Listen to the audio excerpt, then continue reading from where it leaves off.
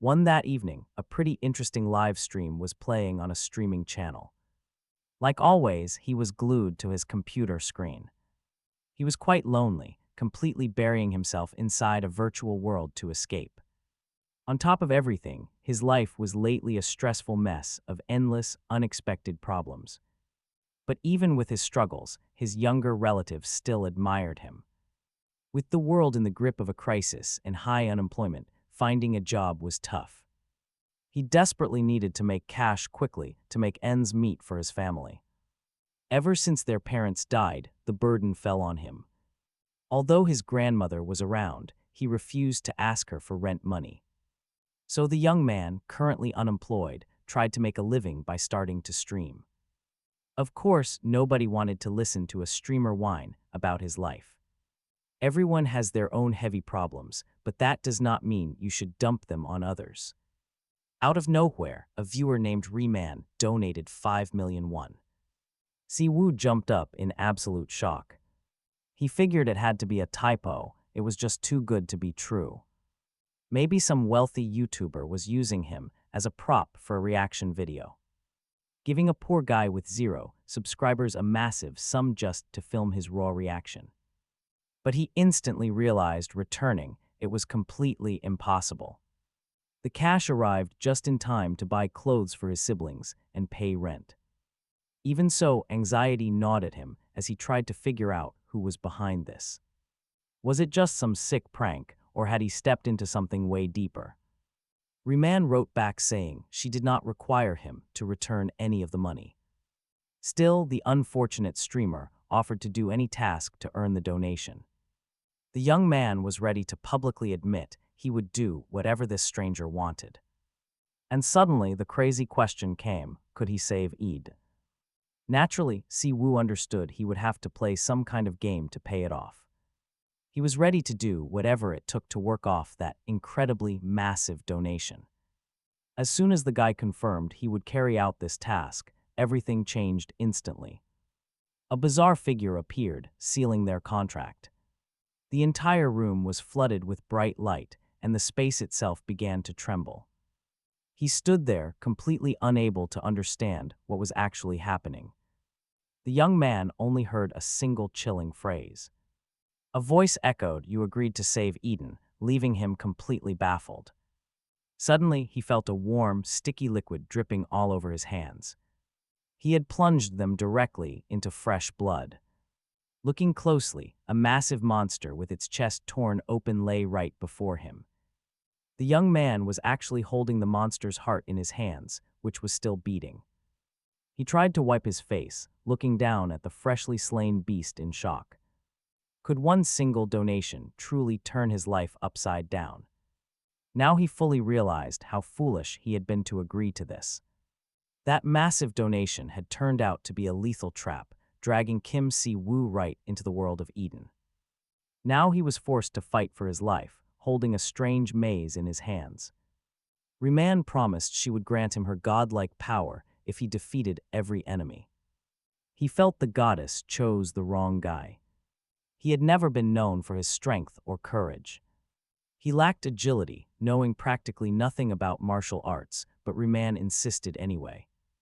She insisted that Kim Si-woo was the absolute only one who could save Eden. She promised to send him back to Earth once he fulfilled her wish. The young man realized there was absolutely nothing he could do. He couldn't change his situation, so he begged her to keep his relatives safe. He wanted them to live in peace, comfortable and completely taken care of. He also demanded a normal life and a decent job upon his return. And just like that, a bizarre contract was signed between a human and a goddess. This ordinary guy was now tied to Reman, and Kim Si-woo didn't hesitate. He stopped thinking and simply slaughtered every single beast in his path. He gave it his absolute all, pushing forward while the goddess watched. He was officially inducted into her sacred order as a holy priest. Serving the goddess Reman in a fantasy world sounds great, but it got worse. Eden was crawling with deadly demons, and Kim Si-woo had to clear them out. To save this world, he literally had to slay 7 different demon kings. It took him 10 long years of nonstop bloodshed to finally get the job done. As the years dragged on, doubts slowly began to eat away at him.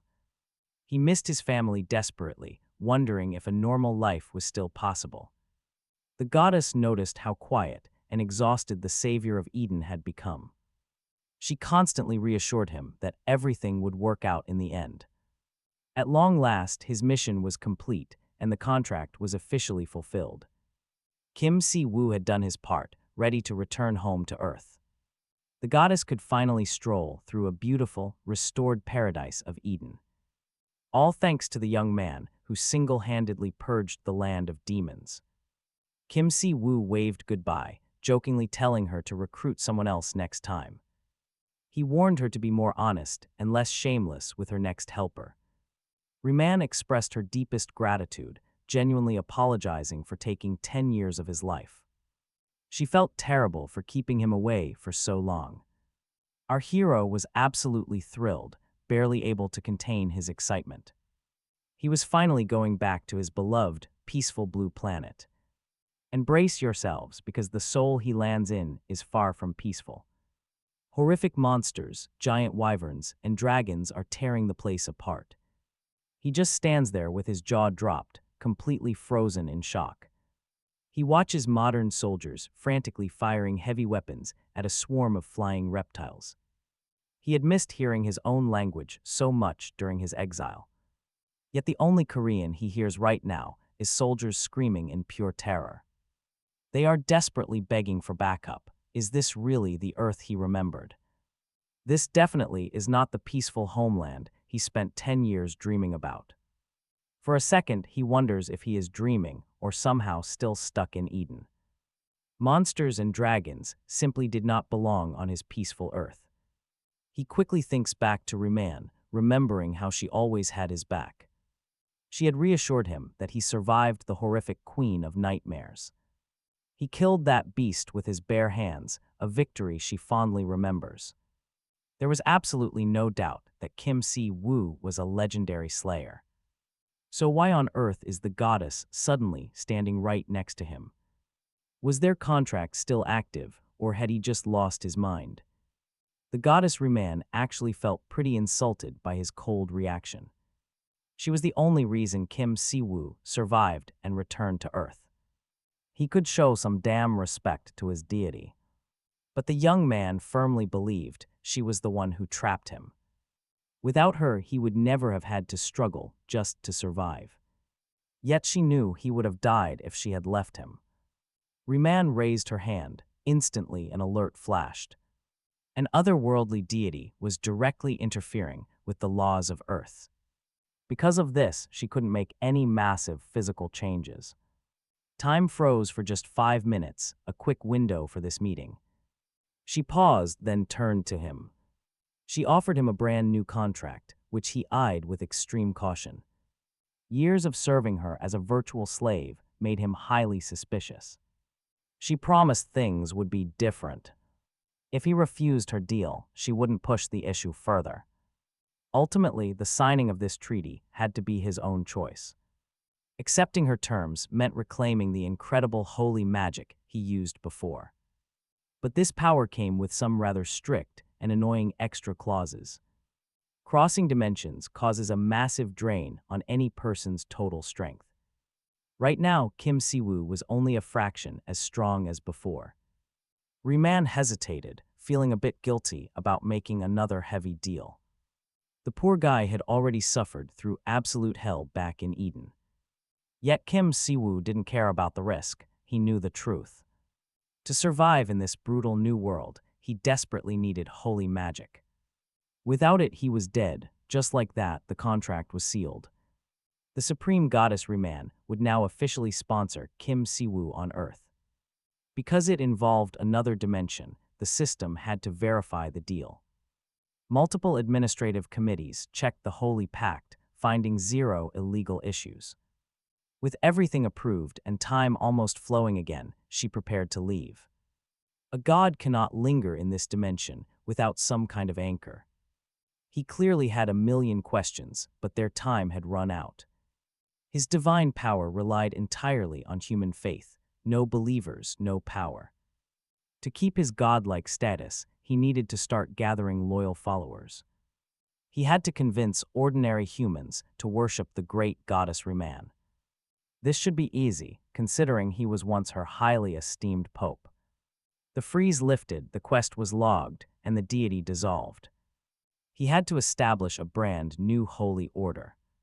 Any dirty method was completely valid, but he had a strict deadline of just 3 months. He had to become a full-blown cult leader in Korea. Honestly, this was the absolute last thing he expected to be doing. Right then, his senses tingled. He whipped around to face a threat. A massive, terrifying wyvern was swooping down. He locked eyes with it. Instantly, the brutal combat memories from his past flashed before him. His hand ignited with divine energy, ready to blow this beast away. He launches an attack on the enormous lizard. The soldiers watch in absolute astonishment. Their mouths hanging wide open. They surely couldn't all be dreaming the same dream. The stranger tears the massive wyvern to absolute shreds, then turns to the stunned soldiers, trying to figure out how to explain his wild actions. Kim Si-woo is wearing a cassock, albeit one heavily splattered. With fresh blood, he casually asks the soldiers if they have time to talk about the goddess Ruman. Meanwhile, the young man quickly checks his system profile. He must recruit 1,000 followers to finish the quest. Kim Si-woo quickly realizes he is completely and irrevocably in massive trouble. Slaying beasts and gathering followers for his goddess is definitely no easy task. Still, for the time being, his divine power is more than enough to slaughter these giant lizards. The young man immediately unleashes his holy energy. The dumbfounded soldiers stand agape, watching this bizarre battle unfold in pure shock. They seriously doubt their own eyes right now. It looks completely unreal. The commander cannot fathom how a simple private could be this incredibly strong, especially when their detectors register 0 magical energy. Usually, a returnee's official rank is decided by their overall mana, but a low-ranking private should not be capable of shredding a wyvern so easily. Something else must be happening. But right now, absolutely nobody can even begin to guess the truth. Meanwhile, this total stranger keeps tearing the monsters apart. The shocked commander quickly requests an emergency meeting with the Intelligence Bureau to report this. Protocol demands it. After all, an absurdly powerful new returner has just surfaced. He doesn't register on their magic sensors at all, meaning he completely bypasses normal logic. The commander desperately wants to talk to him, while also calling for heavy reinforcements. Meanwhile, Kim Si-woo quickly realizes that not a single beast is left standing. He looks around, wondering where everyone went. Suddenly, soldiers creep out of the bushes, and their commander slowly approaches the young warrior to strike up a conversation. He looks incredibly serious, and Kim Si-woo starts worrying if he actually violated some military rules by slaying those wyverns. But get this, instead of getting angry, the leader actually smiles, clasps his hands, and warmly welcomes our hero, offering to help him get settled into their safe zone. Kim Si-woo heads straight to the old apartment complex from his past life. Soon he is standing right in front of his old door, yet something holds him back, stopping him from stepping inside because he has absolutely no clue what awaits him on the other side. Luckily, the soldiers confirmed his siblings are safe and sound, and that only 5 years have passed on Earth. It is clear to him that the goddess Ruman had personally arranged this, but even with things looking so positive, Kim Si-woo feels incredibly tense and anxious. Finally, he musters up the courage to ring the bell and waits. A voice soon calls out, asking why on earth a priest is visiting when they are not religious at all. Kim Si-woo tries to explain, but the voice threatens to call the police if this persistent believer does not leave. He was not about to leave quietly without causing a massive scene, but then a harsh voice from inside warned the intruder to clear out immediately or prepare for a world of absolute pain. Listening to this nonsense was just wasting Kim Siwoo's time. Tired of the drama, he firmly demanded they open up, right now. Either they unlocked it or he was kicking it down. Just then, the door flew wide open, revealing a kid in glasses, tightly clutching a baseball bat. He screamed at the unwelcome guest to get lost, but Siwoo just stared at his younger sibling. Did he honestly think that wooden toy was going to save him? But then the younger brother completely froze, his jaw dropping in absolute disbelief. He stared hard, wondering if this was truly his brother, gone for 5 long years. Just like that, they reunited. Talk about a massive shock for the poor kid. Soon, the younger brother was whipping up a hot meal, remembering exactly what Siwoo loved. Sitting down at that table, the reality finally washed over him. He had missed home-cooked Korean food so damn much. It felt unreal that he survived all those brutal years without basic comfort foods. Like spicy noodles and kimchi, suddenly his little brother just broke down weeping. The nightmare was over. He could barely even process the sheer relief of it. The sibling he mourned as dead was sitting right there. But wait, this returned. Hiro had already inhaled 5 massive bowls of ramen while wearing weird cultist robes. Siwoo actually had the nerve to scold and woo for being too dramatic. Was the kid seriously crying just because he did not get any noodles? Siwoo gave a very brief summary of where he had been and his time spent fighting in Eden, but the main thing was that he was finally back. Inwoo immediately wanted to know how his big brother even managed to survive there. He wanted real details, but Siwoo had to tread very lightly here. How could he possibly explain the sheer slaughterhouse he had lived through? The monstrous nightmares of Eden were just too dark to share with family. Even though Inwoo was clearly frustrated, those secrets had to stay buried. Siwoo refused to drag him into those painful memories. It was a tragic tale. A world overrun by demons, a total living nightmare. The sheer volume of blood he spilled would make any normal person lose their mind. For years, he literally waded through gore just to return to a peaceful home. Only to realize Earth was becoming a different kind of hell. Talk about a brutal twist. On top of that, he still had to worry about finishing his system missions. There was no way he was losing his hard-earned power after surviving all that. Realizing he would get no answers, Inwoo decided to just start working. After all, rent was due, and someone in this house had to earn money. He sat down and fired up his massive setup of dual monitors. He explained that he had been working full-time as a video editor. Ever since Siwoo vanished, this was how he paid the bills. He actually edited for a massive online celebrity, meaning he kept extremely busy. Siwoo was genuinely proud of him, seeing his kid brother turn a hobby into a career. The battle footage on screen looked insanely realistic. That is when Inwoo dropped some news. Famous individuals had started showing up all over the world, known as players. These people clear the dungeons and fight the terrifying monsters that crawl out.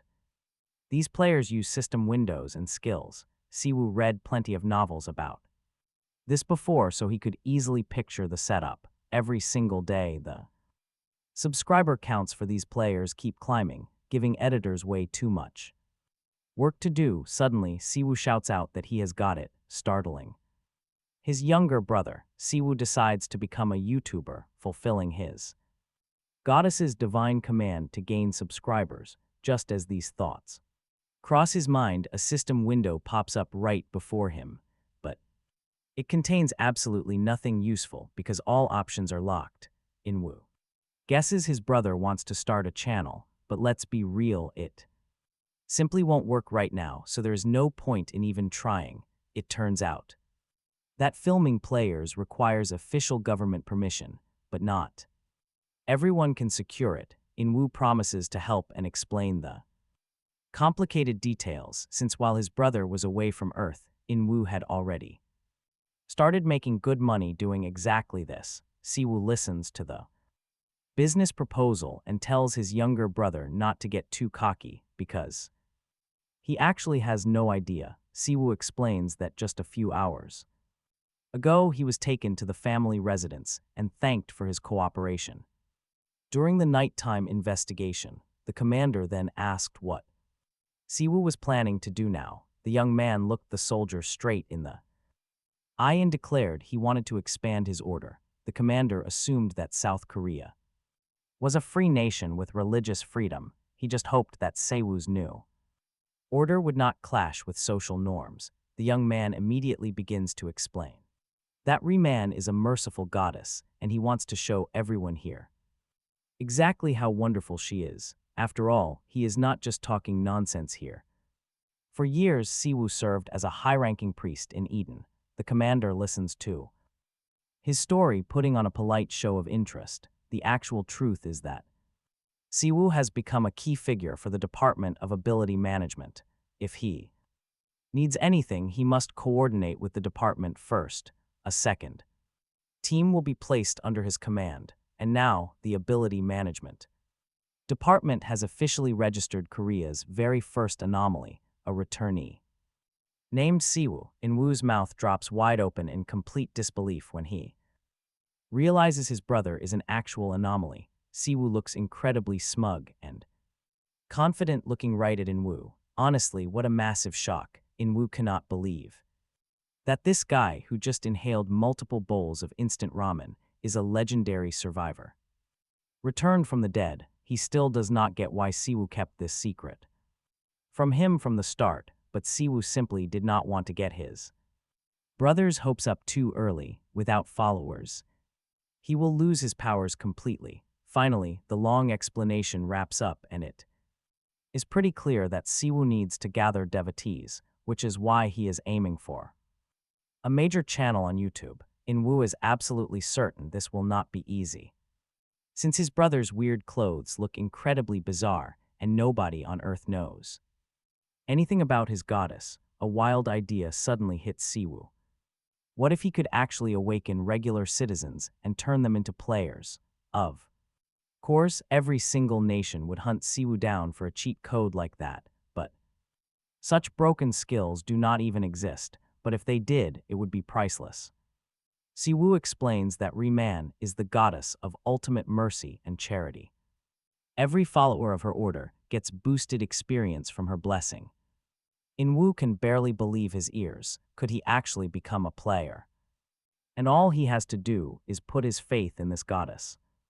But his older brother stops him. It will not work just yet. Once Siwoo gathers enough followers, he will gain the power to awaken anyone. Eager to help, In-woo instantly jumps on board with this wild experiment. He signs up as the first official follower right then. Already, he is plotting out marketing ideas to pull in more believers. He is practically burning with excitement to spread the word to everyone.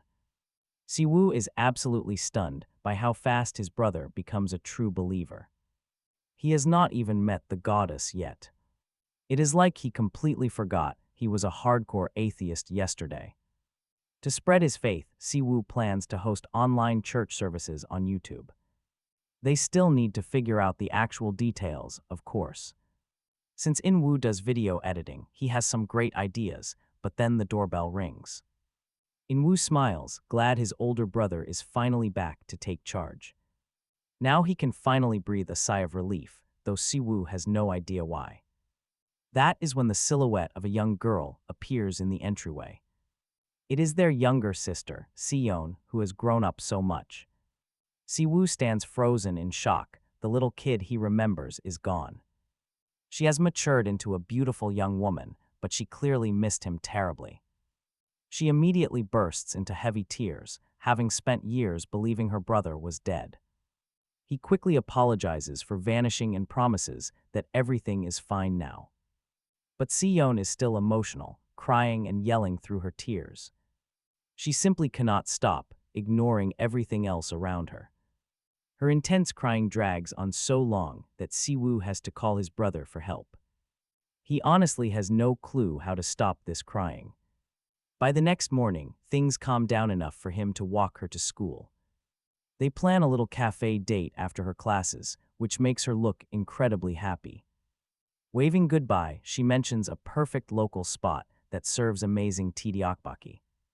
Yesterday was rough, with Seoul crying nonstop. They even had to apologize to the neighbors for all the noise. But now, peaceful family life has finally returned.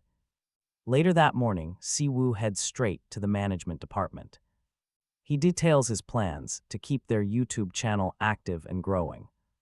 An awakened player like him needs some public recognition first. The staff gladly promises to supply him with all the necessary support. Even the department minister apologizes for tracking him down so late. Siwoo watches the older man closely, sizing up his true motives. This politician has sharp instincts despite lacking any awakened powers. He is clearly just trying to cozy up to high-ranked players. Siwoo makes it clear his primary goal is purely missionary work. The minister confirms there are no rules against his goals. He is entirely free to reveal his returnee status on YouTube. They requested that the young man reveal his anomaly status at a press conference. Everyone there watched a video of Kim Siwoo shredding wyverns on his first day back. Naturally, department reps explained that they tried desperately to block the footage but failed, and it went viral. Seong-ho completely understood that the young man would likely hate all of this sudden public exposure, but he still planned to assign several discreet agents to keep close watch without causing Kim Siwoo any trouble. South Korea never had an anomaly returnee before leaving the Department of Ability Management with very few specialists, prompting the minister to apologize. But the young man did not mind at all. It actually made perfect sense. Back home, Kim Siwoo listened to his grandmother scold him for not calling her the second he returned.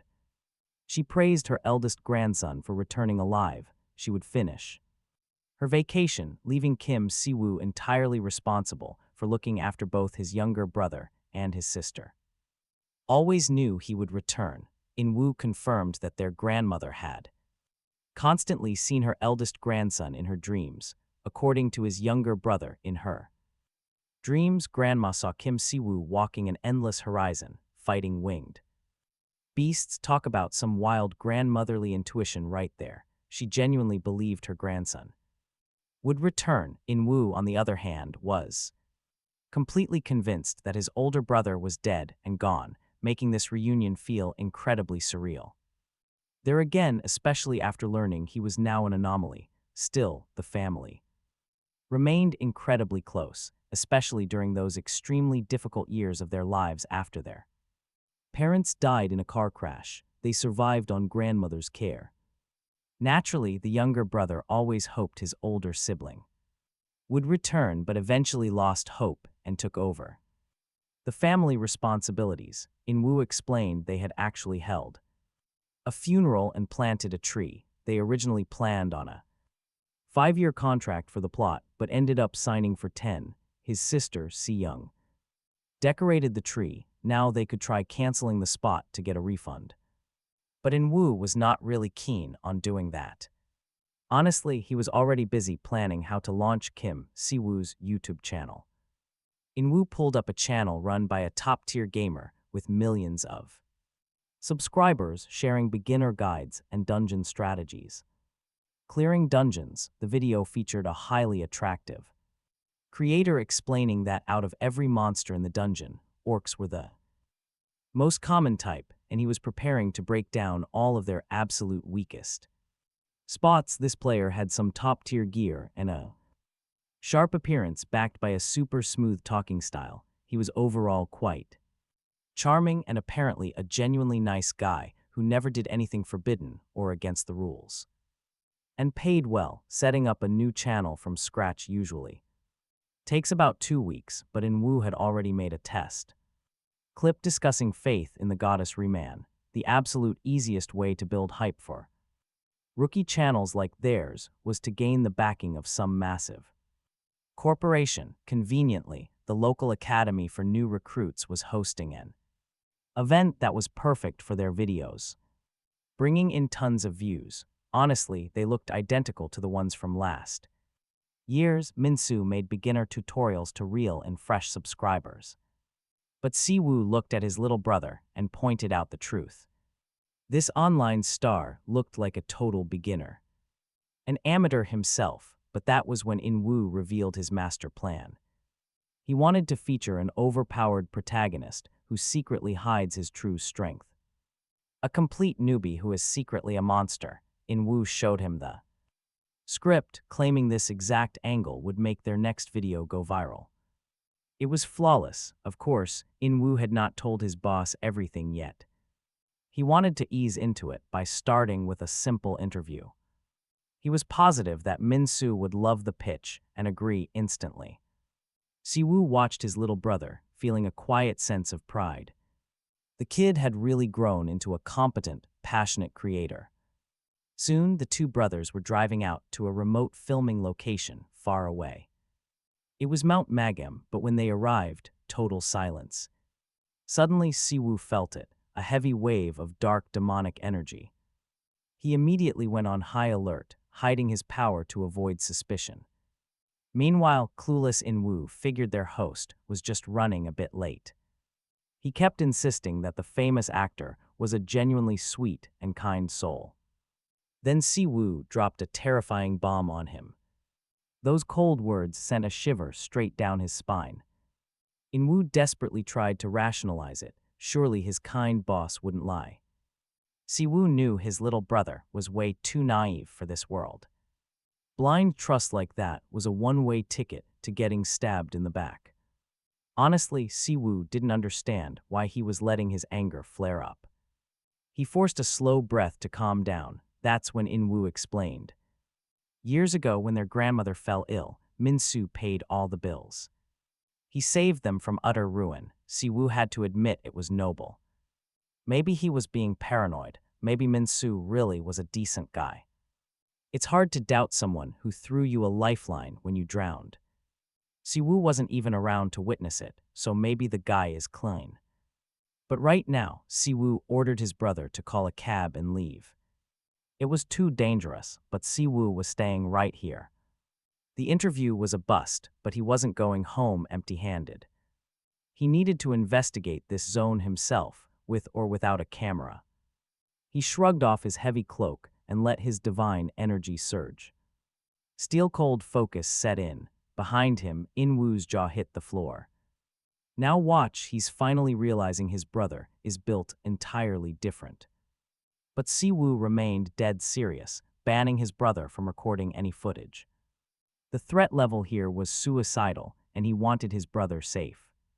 Siwoo watched the taillights fade, reflecting on how much his brother changed.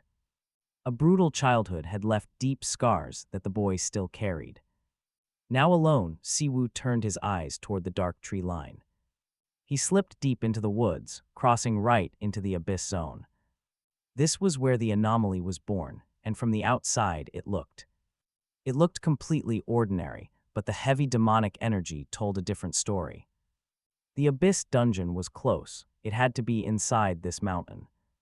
Everything around them was silent, and the system quest demanded he purify this land. He had to wrest it from evil while saving any innocent lambs. Them to safety, Kim Saewu kept walking silently through the quiet forest. The sky was beautiful, but the dark energy grew heavier by the minute. Soon the young priest spotted some teenagers and asked what they were doing. One stranger apologized to Kim Saewu and explained that they were only filming for their channel before asking why a priest had come here, especially with a highly dangerous dungeon right nearby. Saewu replied that he was actually here to meet up with Min-soo. The teenagers immediately recognized the name, saying they would have met him at the entrance if he had called, but Saewu explained his phone was dead, which felt highly suspicious. The strangers quickly pulled out their devices and realized that everyone was indeed dealing with connection issues, though the signal finally seemed to be coming back. Meeting like this felt like a stroke of luck, and the group offered to guide Saewu directly to Min-soo, explaining they had been planning a major project to film for their friend's online channel. It turned out this talkative guy worked alongside Inwoo because Their boss had tons of subscribers and needed constant video content. The boy then asked why Kim Sae-woo was wearing a priestly cassock. Assuming it was for a channel gimmick, Sae-woo clarified it was his uniform. Since he was a professional confessor, still, the annoying kid kept talking, praising the look as a brilliant strategy to attract massive viewers. A complete headache, the constant chatter was driving the priest crazy. Meanwhile, Kim Sae-woo noticed that the three other teenagers walking behind them. They were dead silent. It looked completely and utterly unnatural. However, the talkative cameraman just laughed it off, claiming he didn't understand what the priest meant, since those three were apparently chatting constantly. A massive red flag. Something here was undeniably, incredibly wrong. The situation was turning dangerous, so Sae-woo calmly asked the cameraman his name. Time to act, the priest silently pulled on his combat gloves and mentioned that Seonyeon was actually quite lucky to be alive. Certain ordinary humans carry natural, rare resistance to heavy demonic forces. Sae-woo told him to thank his parents for that unique genetic gift. Confused, Seonyeon stared back, but the priest simply added that if he survived today, he should go hug them. With those parting words, Kim Sae-woo unleashed a burst of holy light at the three silent teenagers. Seonyeon couldn't see. No idea what happened.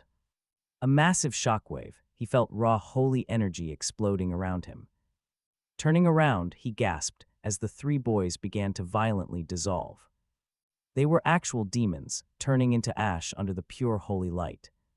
Seonyeon stood frozen in disbelief, quickly aiming his lens to record this impossible scene, while Kim Sae-woo calmly watched the monsters burn.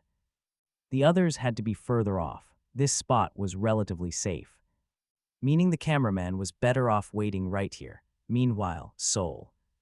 Seumyeong looked absolutely terrified. He had no clue who stood in front of him, why this was happening, or what was even going on. Kim Si-woo placed a hand gently over his heart, announcing he came to spread his goddess's holy word, leaving the utterly terrified cameraman behind. Si-woo headed straight for the dungeon entrance and stepped inside. It was a ruined necromancer's laboratory dungeon, which was currently being swallowed whole by the dark abyss. The second the young man entered, a system warning instantly flared to life. If the boss survived, everything within a 5-kilometer radius would be corrupted by the abyss. Kim Si-woo finally understood why the demonic pressure felt so heavy. It was all from the abysses.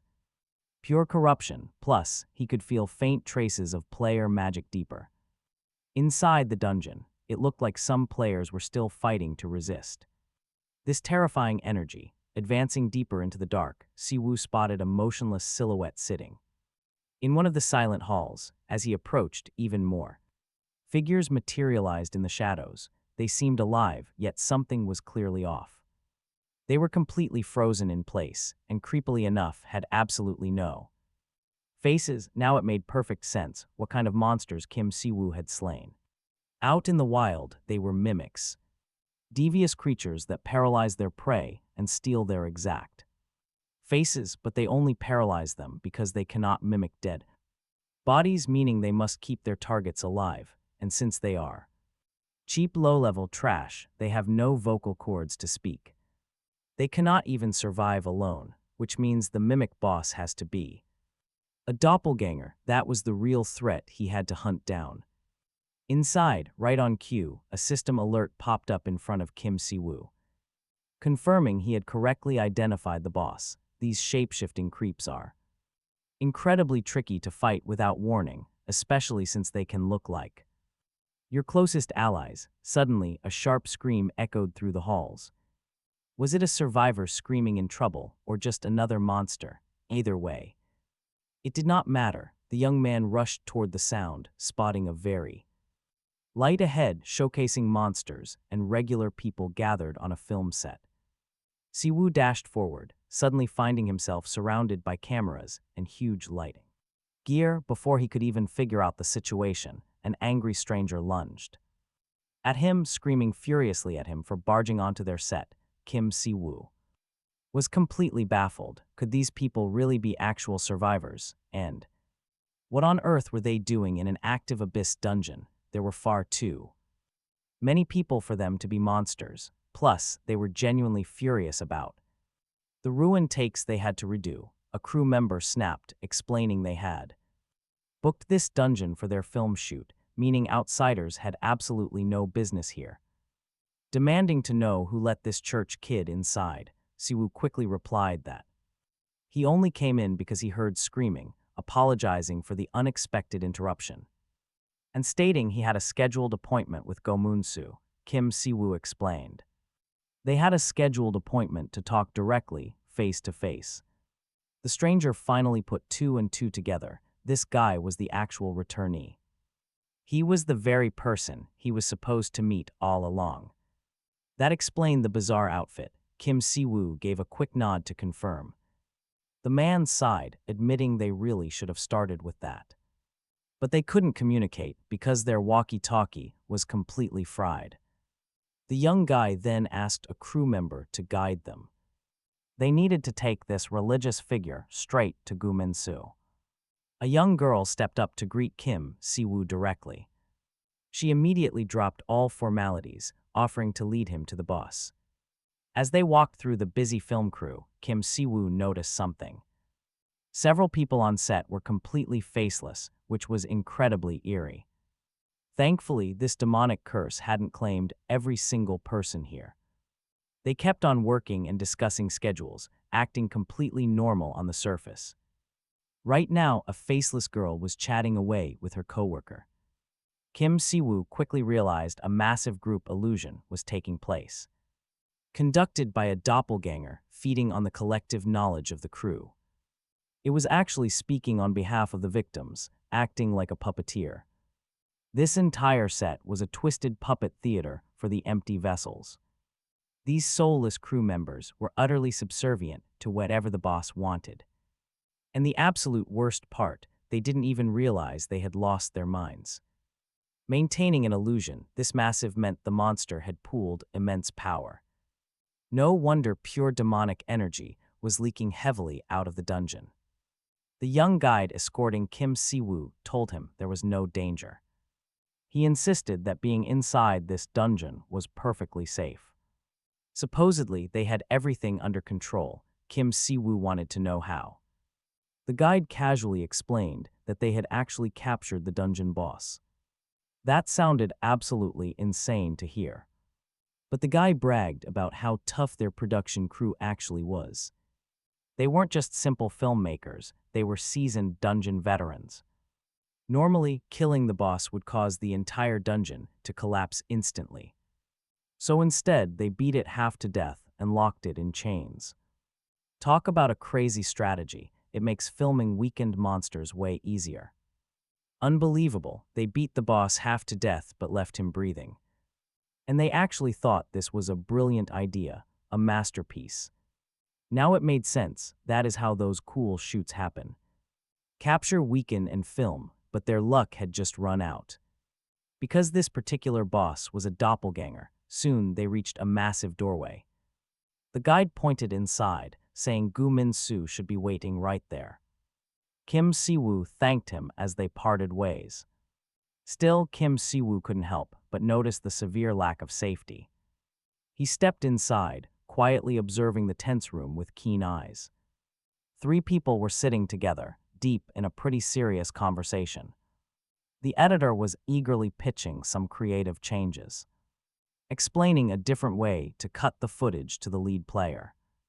And yes, Go-moon-soo was calmly nodding along, completely agreeing with him. Right at that moment, Kim Si-woo arrives and calls out to them. He introduces himself as In-woo's older brother, arriving for their scheduled meeting. Go-moon-soo greets him warmly, saying he has been eagerly waiting a long time to meet. He mentions he has heard quite a lot about him and was eagerly waiting for this exact moment. He even adds that Si-woo is incredibly handsome, a truly fantastic, flawless guy. He politely invites Si-woo to sit and rest. Sit down, rest up. Min-soo then wraps up with his crew. He quickly sends his cameraman and editors away, needing a completely private conversation with his guest. Min-soo brings over a hot cup of coffee to welcome him. He apologizes for serving only cheap, instant coffee instead. Si-woo accepts politely, thanking him warmly for the hospitality.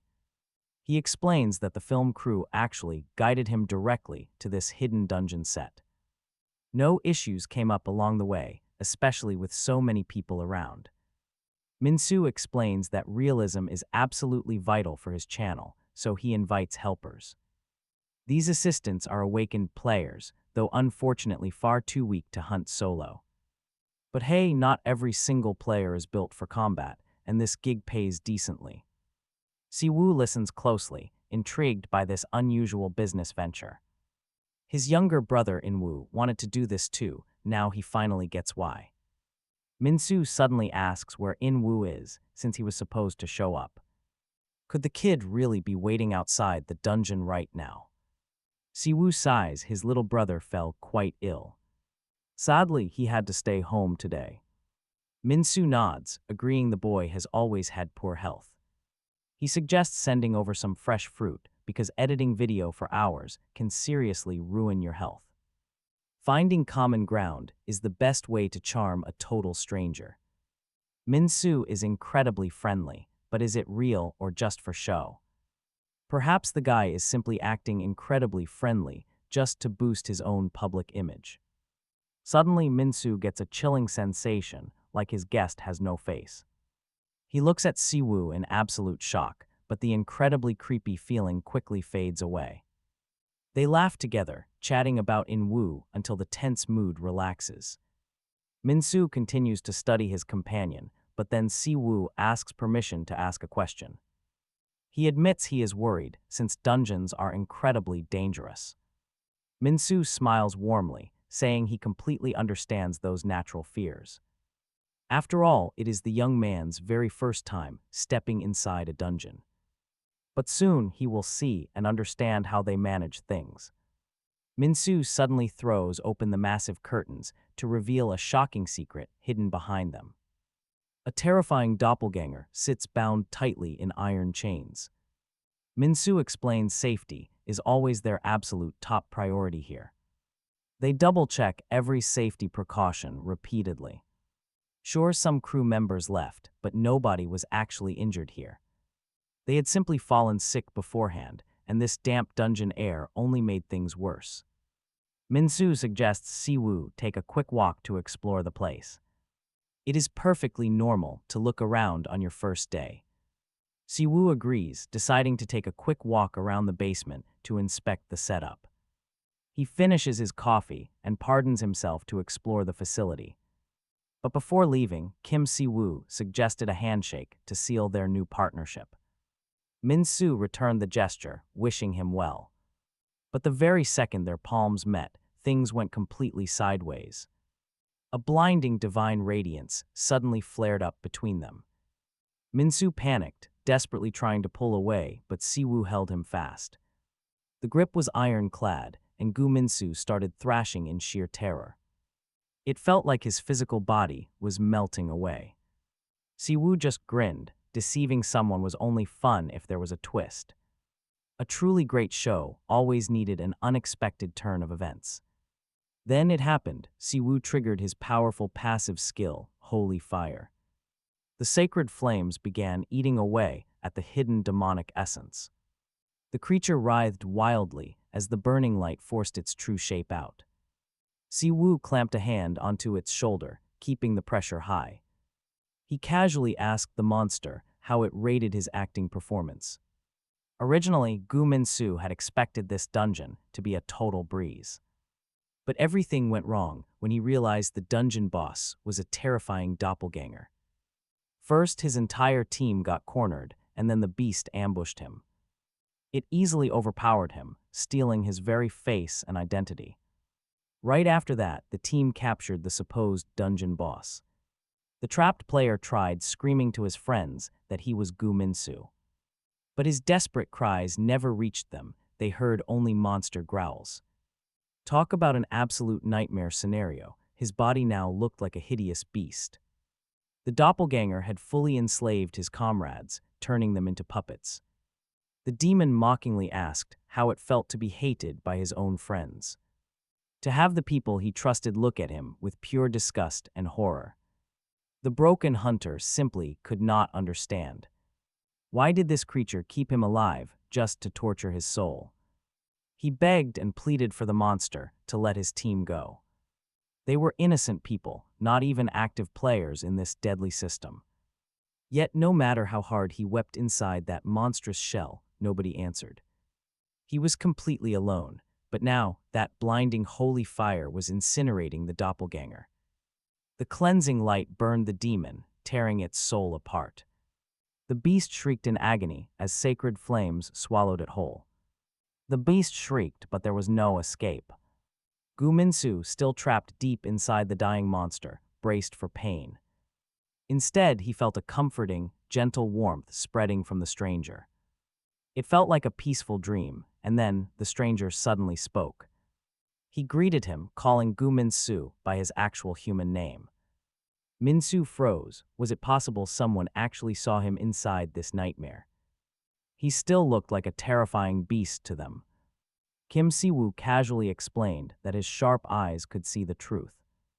That simple answer was more than enough to give the poor player hope. Kim Si-woo introduced himself, revealing he was the brother of cameraman In-woo. Relieved, Minsu managed to say that the young cameraman was incredibly hardworking. Despite his youth, he did everything possible to support his family. His sister, grandmother, and a brother who vanished 5 years ago. Kim Si-woo turns to him, offering a final choice right now. Gu Minsu suffered the absolute most in this terrible dungeon.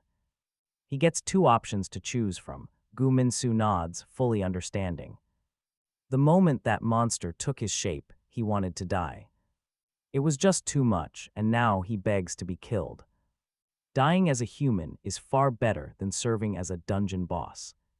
Si-woo sighs, telling his friend he has quite the wild imagination. But he really needs to listen to the actual options before deciding. Si-woo looks at the clone. What should he do with it? He could easily smash its head or burn it with holy flame. Gu Minsu hesitates, thinking it over while Si-woo watches his reaction. The flame is far more painful, Si-woo adds, and his personal favorite. That settles it. Gu Minsu chooses the burning fire. Let the copycat burn and suffer until its very last breath. Honestly, Si-woo thinks there is nothing better than roasting demons. He prepares to thoroughly cook this fake, unleashing a massive wave of fire. The monster screams in agony, completely helpless against the heat. As the copycat fades, the chains binding Gu Minsu shatter. The heavy links snap one after another, finally setting him free. A pop-up confirms the player was saved by the holy flame. The hidden redemption quest is clear, answering his tears. The goddess Rimmon approaches the young man, gently cupping his face. She tells him to stop blaming himself. This was never his fault. Under her warm touch, pure life energy floods back into his veins. Gu Minsu recovers rapidly, feeling his strength fully return. He never believed in miracles before, but there is no other word for this. The Abyss dungeon is cleared, starting a 60-minute self-destruct sequence. Massive divine points pour in as rewards for finishing the quest. Kim Si-woo shuddered to think what would have happened if he stayed home. Honestly, things could have gone so much worse, a real close call. Luckily, no one is seriously hurt. Everyone will wake up soon. Si-woo turns and sees Rimmon, glad to reunite with her. She was so upset during their last parting. He assumed they would be separated for years, not meeting so soon. She smiles, saying it is all thanks to his hard work. She admits she missed him terribly and is genuinely happy to see him. Si-woo asks how long she can stay this time. Unfortunately, she only has 5 fleeting minutes in his mortal world. Even that tiny window is only possible because of this unique location. A spatial rift opened here, allowing her to sense his strong presence. Rifts are incredibly unpredictable, but this is the deep abyss after all. He will definitely need to investigate this strange phenomenon a bit more later. While the young man loses himself in deep thought, the goddess watches him. She worries he seems unhappy to see her, but his quiet gaze says otherwise. He was thrilled and saw no reason to hide his joy. Above all, Siwoo wanted to know how the goddess managed to heal Gu Minsu, since she could rarely even appear in this world. She had just channeled such a massive amount of divine power that Minsu passed out from the shock, but the goddess admitted she did it because she believed he was a truly good person. After all, someone who gets upset when his comrades suffer can never be truly bad. Plus, he would be the perfect person to help Kim Siwoo adjust to life back on Earth. The goddess had seen exactly how hard Kim Siwoo worked to gather her followers in this world, so she decided to help the very people who would support Siwoo. Now the goddess wanted to know what Kim Siwoo thought of his home after returning. After 10 long years, to be honest, everything felt incredibly strange to the young man. But with her time running short, the goddess had to deliver a crucial warning. She reminded him that when they first signed their contract on Earth, absolute causality governed all dimensions, applying to the gods themselves. Because of this law, Raman could not directly interfere with this world anymore. Kim Siwoo now understood the situation. Still, how was he able to use her divine power when he was just a simple conduit? The goddess explained that this was why Siwoo had to be extremely careful with his every move. Causality works like a scale. Earth had broken their contract, which meant something equally heavy had to balance the other side. Kim Siwoo realized there had to be a massive catch waiting for him on that scale. The young man waited with bated breath for her to explain further. But the goddess stayed completely silent, unable to answer that question, so the young man decided not to waste his energy overthinking it. Right now, he needed to focus on hunting down the monsters. This left the goddess feeling deeply troubled. She hated upsetting him and truly hoped he was not angry, yet Kim Siwoo could not understand why he would ever be mad at her after she had just helped. He knew that what happened to Earth was not her fault, so he really had zero reason to hold a grudge. Besides, he was a decent person and a capable player who could solve his own problems. Hearing this, the goddess looked closely at him and let out a soft giggle. Let's be real, the guy is absolutely clueless when it comes to girls. He didn't understand her laughter, and Raman offered zero explanation as she turned around and began to quietly drift away. Siwoo watched her leave, feeling a sudden pang of sadness. Had he really grown this attached to her over the last 10 years, to the point where he hated seeing her go? He suddenly suggested they take a photo together. Maybe people would become Raman's followers just by seeing how gorgeous she was. The goddess turned back with a smile, clearly delighted by the unexpected compliment. She thanked Siwoo and murmured that next time, they would hopefully meet in a much nicer place. She then reminded him that he already knew exactly what he had to do. When Siwoo claimed to be completely confused, the goddess simply smiled and explained his mission. He needed to build her a grand temple to make it easier for her to manifest on Earth and gather new followers. The second the goddess vanished, poor Gu Minsu finally woke up, looking incredibly scared and anxious. He immediately asked where the goddess was, getting highly upset to hear she left. The young man wanted only one thing. Would he ever get to see her again? Siwoo instantly seized the opportunity and started preaching about his religion. Before long, the group left the dungeon behind and headed back to the city. His little cult had just gained 2 followers. The crazy doppelganger incident had finally ended without any casualties. 0 deaths occurred, but 12 people were injured. None of them had any physical scars, but Mimika's heavy brainwashing and the monster's tricks caused severe migraines. Gu Minsu had to be rushed to the hospital due to the curse. He was not in mortal danger, but recovery would take some time. Inwoo already knew that the hospitalized player would luckily be discharged from the clinic. in just a few days, but he wondered what would have happened to everyone if his brother had not arrived. Siwoo frankly admitted that absolutely everyone would have ended up dead. They would all be dead or missing, a terrifying reality that Inwoo listened to with deep interest. Siwoo explained that demon gates summon far stronger monsters than normal abyss gates. These portals host high-ranking demons of pure destruction. The doppelganger goes by another terrifying name, the Proud Shooter, for a specific reason. Siwoo explained that back when he was living in Eden, the doppelganger committed a massive atrocity. It used their lives to open a massive, terrifying demonic gate. Legions of Pride invaded Eden through that portal, and that same doppelganger recently surfaced in Korea. The beast planned to sacrifice every single captive to summon a high-ranking demon. They were incredibly lucky to stop the creature before it triggered total disaster. But there was still one highly unsettling detail that continued to deeply trouble the older brother. Why did the demonic gate appear right there? Was it just a random coincidence, or was something else at play? He recalled the goddess talking about causality. Maybe this was the price Earth paid.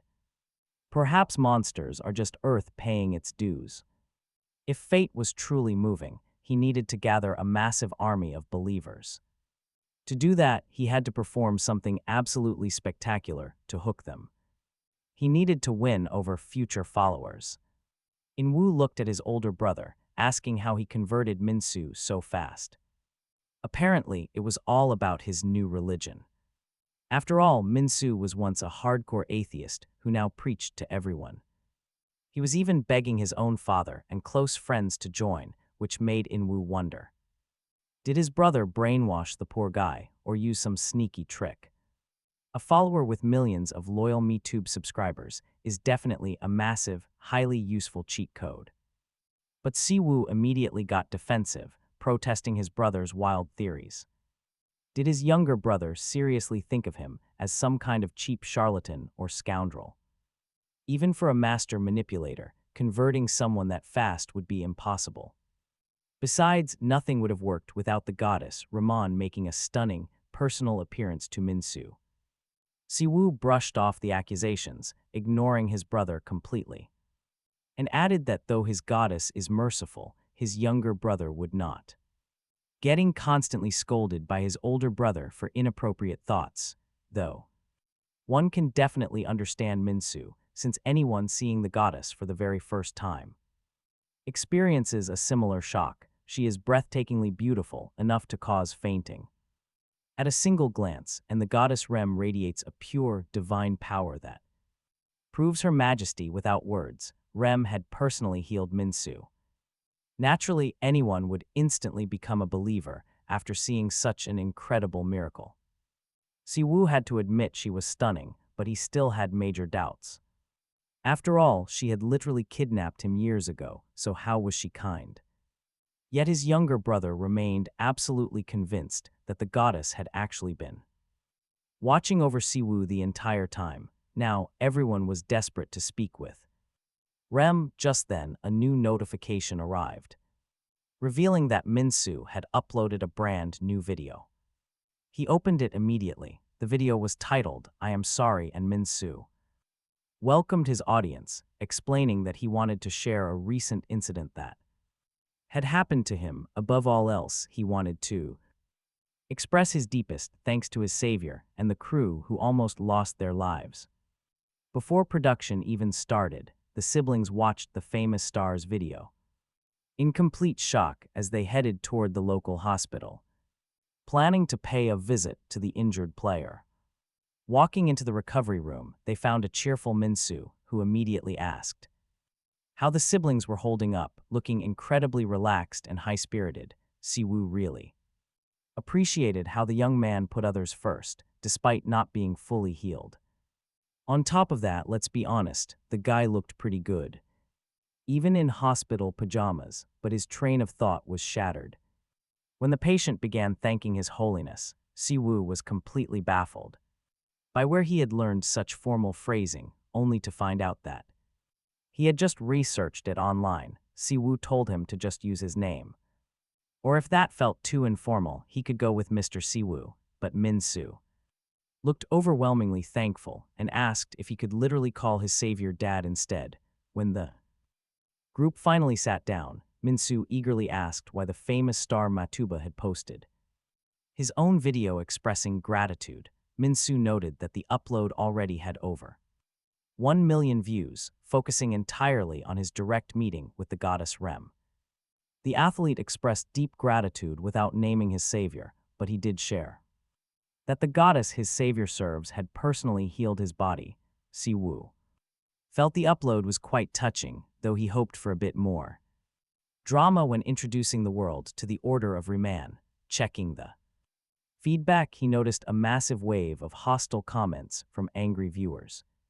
Insisting on more consistent uploads, he was starting to realize how tough being a YouTuber actually is. Every single action is treated like a show, even when you are completely genuine. Min-soo insisted his praise for the goddess was entirely real and not some cheap publicity stunt. He added that he truly wanted to spread the word about Reman, hating how those shady cults take advantage of people. He was now fully prepared to dedicate his life to glorifying her, willing to sacrifice his time, resources, and future content. Siwoo stared at the handsome, passionate youth and silently wondered.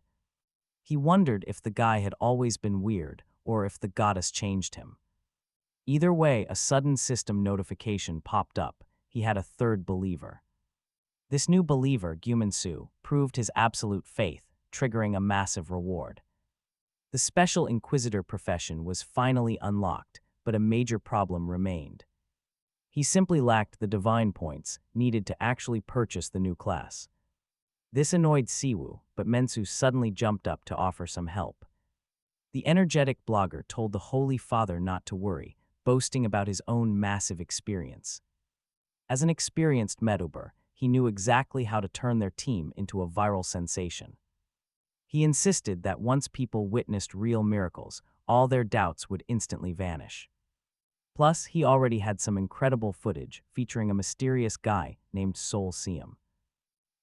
Things were getting incredibly weird, so Siwoo decided to step in. He quickly laid out his own terms for promoting their new religion. Siwoo carefully detailed his master plan.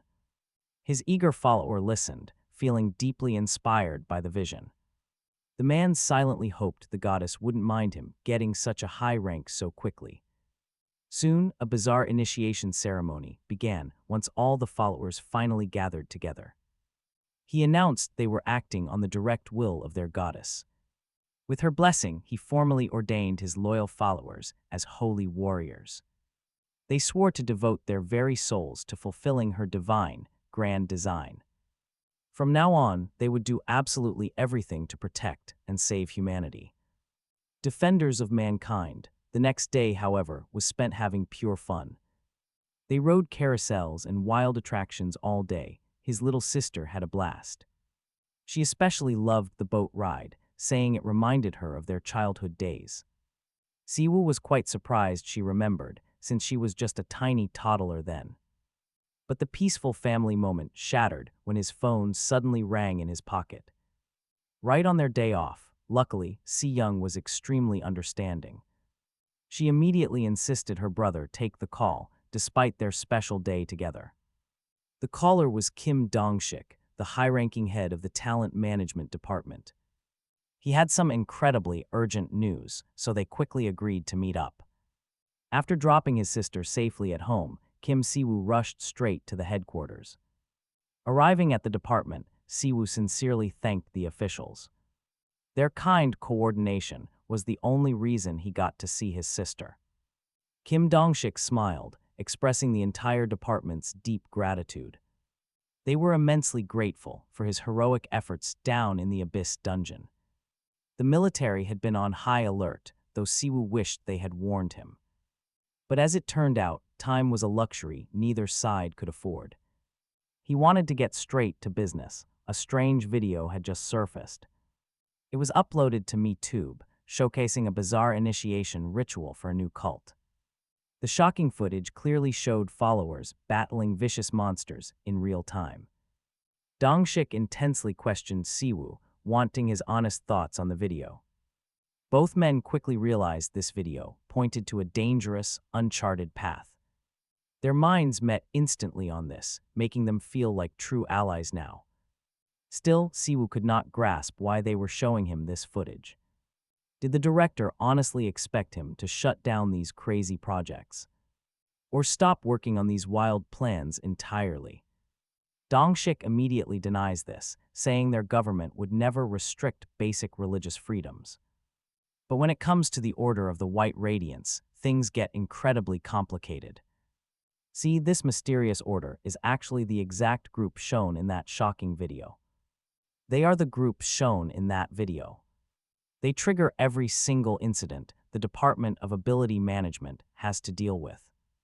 Just look at the map. Those glowing red dots tell a terrifying story. Each dot represents a sudden portal appearing out of nowhere. These unstable anomalies are usually rare in Korea, but the last few days changed everything. 4 portals have appeared already, catching the military completely off guard. Usually, regional divisions would deploy reserve troops to handle these invading monsters. Yet this weird cult somehow wipes out the beasts before soldiers even arrive. They clear every single portal, except for the ones handled by Kim Siwoo. How are they pulling this off? No one in the government has an answer. This shadowy group actually emerged just 6 months ago as a new sect. They boast they can clear dungeons faster than the army using divine predictions. Their supposed deity allegedly grants them the power to foresee the exact future. Because they operate in total secrecy, the government has virtually zero intel on them. But their massive growth has made them impossible to ignore any longer. Kim Siwoo listens closely to the wild story of this rapidly expanding cult. But his own supernatural senses tell him that something here is seriously wrong. He quickly figures out the real reason for this confidential meeting. The department clearly wants him to personally eliminate the Order of the White Radiance.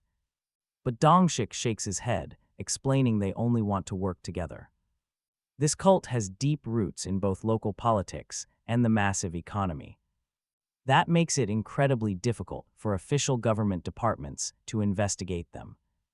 Plus, the military is overwhelmed by all these sudden dungeon outbreaks. They desperately need a powerful, independent player like Kim Siwoo to help. An independent wildcard like Kim Siwoo. Siwoo realizes the cult is using Medub to aggressively expand their territory. But with the government backing him now, the playing field is leveled. So Siwoo willingly agrees to help. They will work together to bring down the Order of the White Radiance. He suspects this cult and the sudden dungeons are tied to some dark conspiracy. In return, Kim Dongshik promises full government backing for all his future plans. They still have no clue how strong he is.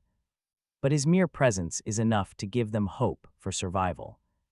The chief bows down in deep respect. It is a shocking gesture that catches the young man off guard. Dongshik looks strangely enlightened, wearing a deeply joyful expression. It is incredibly bizarre, and Siwoo cannot comprehend his happiness. Still, he knows this dangerous situation is nothing to laugh at. His entire country changed completely while he was locked away in that place.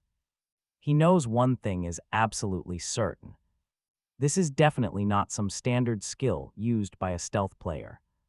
A passive ability must have triggered to utterly obliterate that fearsome wyvern. Forget complex incantations or casting times, this kid wields pure, raw, holy fire. It absolutely melts through undead and normal monsters alike, no contest. Naturally, the entire world is now desperate to unmask this mysterious powerhouse. He is even scheduled for a guest spot on the broadcast soon. While the date is a secret, Siwoo is already planning ahead. He realizes this streamer has brought him massive public attention. Honestly, having an ally with millions of active followers is incredibly useful. Their plan was simple. Min-soo would keep hyping him up. Then the authorities would step in with a press conference. They would put the Order of Riemann on full display for everyone. With that massive internet audience, recruiting new followers would be effortless. It was a simple, perfect setup, far easier than the usual hidden power tropes. Siwoo knew he would complete his mission incredibly fast. That realization lifted his spirits, but his younger brother had doubts. Ingwai thought the whole strategy sounded pretty reckless and way too primitive. But then both of their phones screeched with emergency alerts. Both brothers instantly froze, staring at the screens with growing dread. Ingwai immediately rushed to gather his terrified younger sister for safety. An immediate evacuation order, a medium gate had burst open nearby. Siwoo read the text closely. It was near Minsu's hospital. Civilians were told to flee. Hunters were ordered to report immediately. Siwoo frowned. This was definitely not just some random coincidence. He knew this catastrophe was a direct consequence of his arrival on Earth. The young man felt the heavy guilt, but Ingwai stayed completely calm. He packed a quick survival bag, grabbed blankets, and woke their sister. He told his older brother they were heading straight for the shelter. The little girl started crying, and Siwoo knew he had to act. Ingwai knew his brother was going to fight. Begging wouldn't stop him. He had the power to protect people, so running was never an option. Suddenly, the front door burst open, and a squad of soldiers entered. They introduced themselves as agents from the Ability Management Department. They promised to escort Siwoo's family to a highly secure shelter. While Siwoo needed to report straight to Director Kim Dong-shik right away. The monsters currently flooding the streets were identified as high-level undead. To make matters much worse, they still had not located the gate's core. The authorities banned any hunters rated rank D and below from entering. This was starting to feel like a repeat of the Busan tragedy. Back then, a sudden gate outbreak had devastated the city and killed countless civilians. Now Kim Siwoo walked through the chaotic streets, surveying the panic. Terrified civilians ran in every direction, desperately crying out for medical aid. As panic filled the air, high-level players organized into urgent rescue teams. They prepared to head directly into the dangerous dungeon.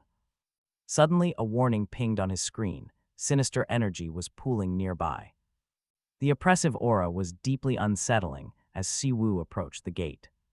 He spotted small groups of players, tensely waiting for permission to enter. Looking pretty relaxed and confident, these elite players stood around grumbling about being constantly yanked away from their daily routines, though they expected to wrap this up fast.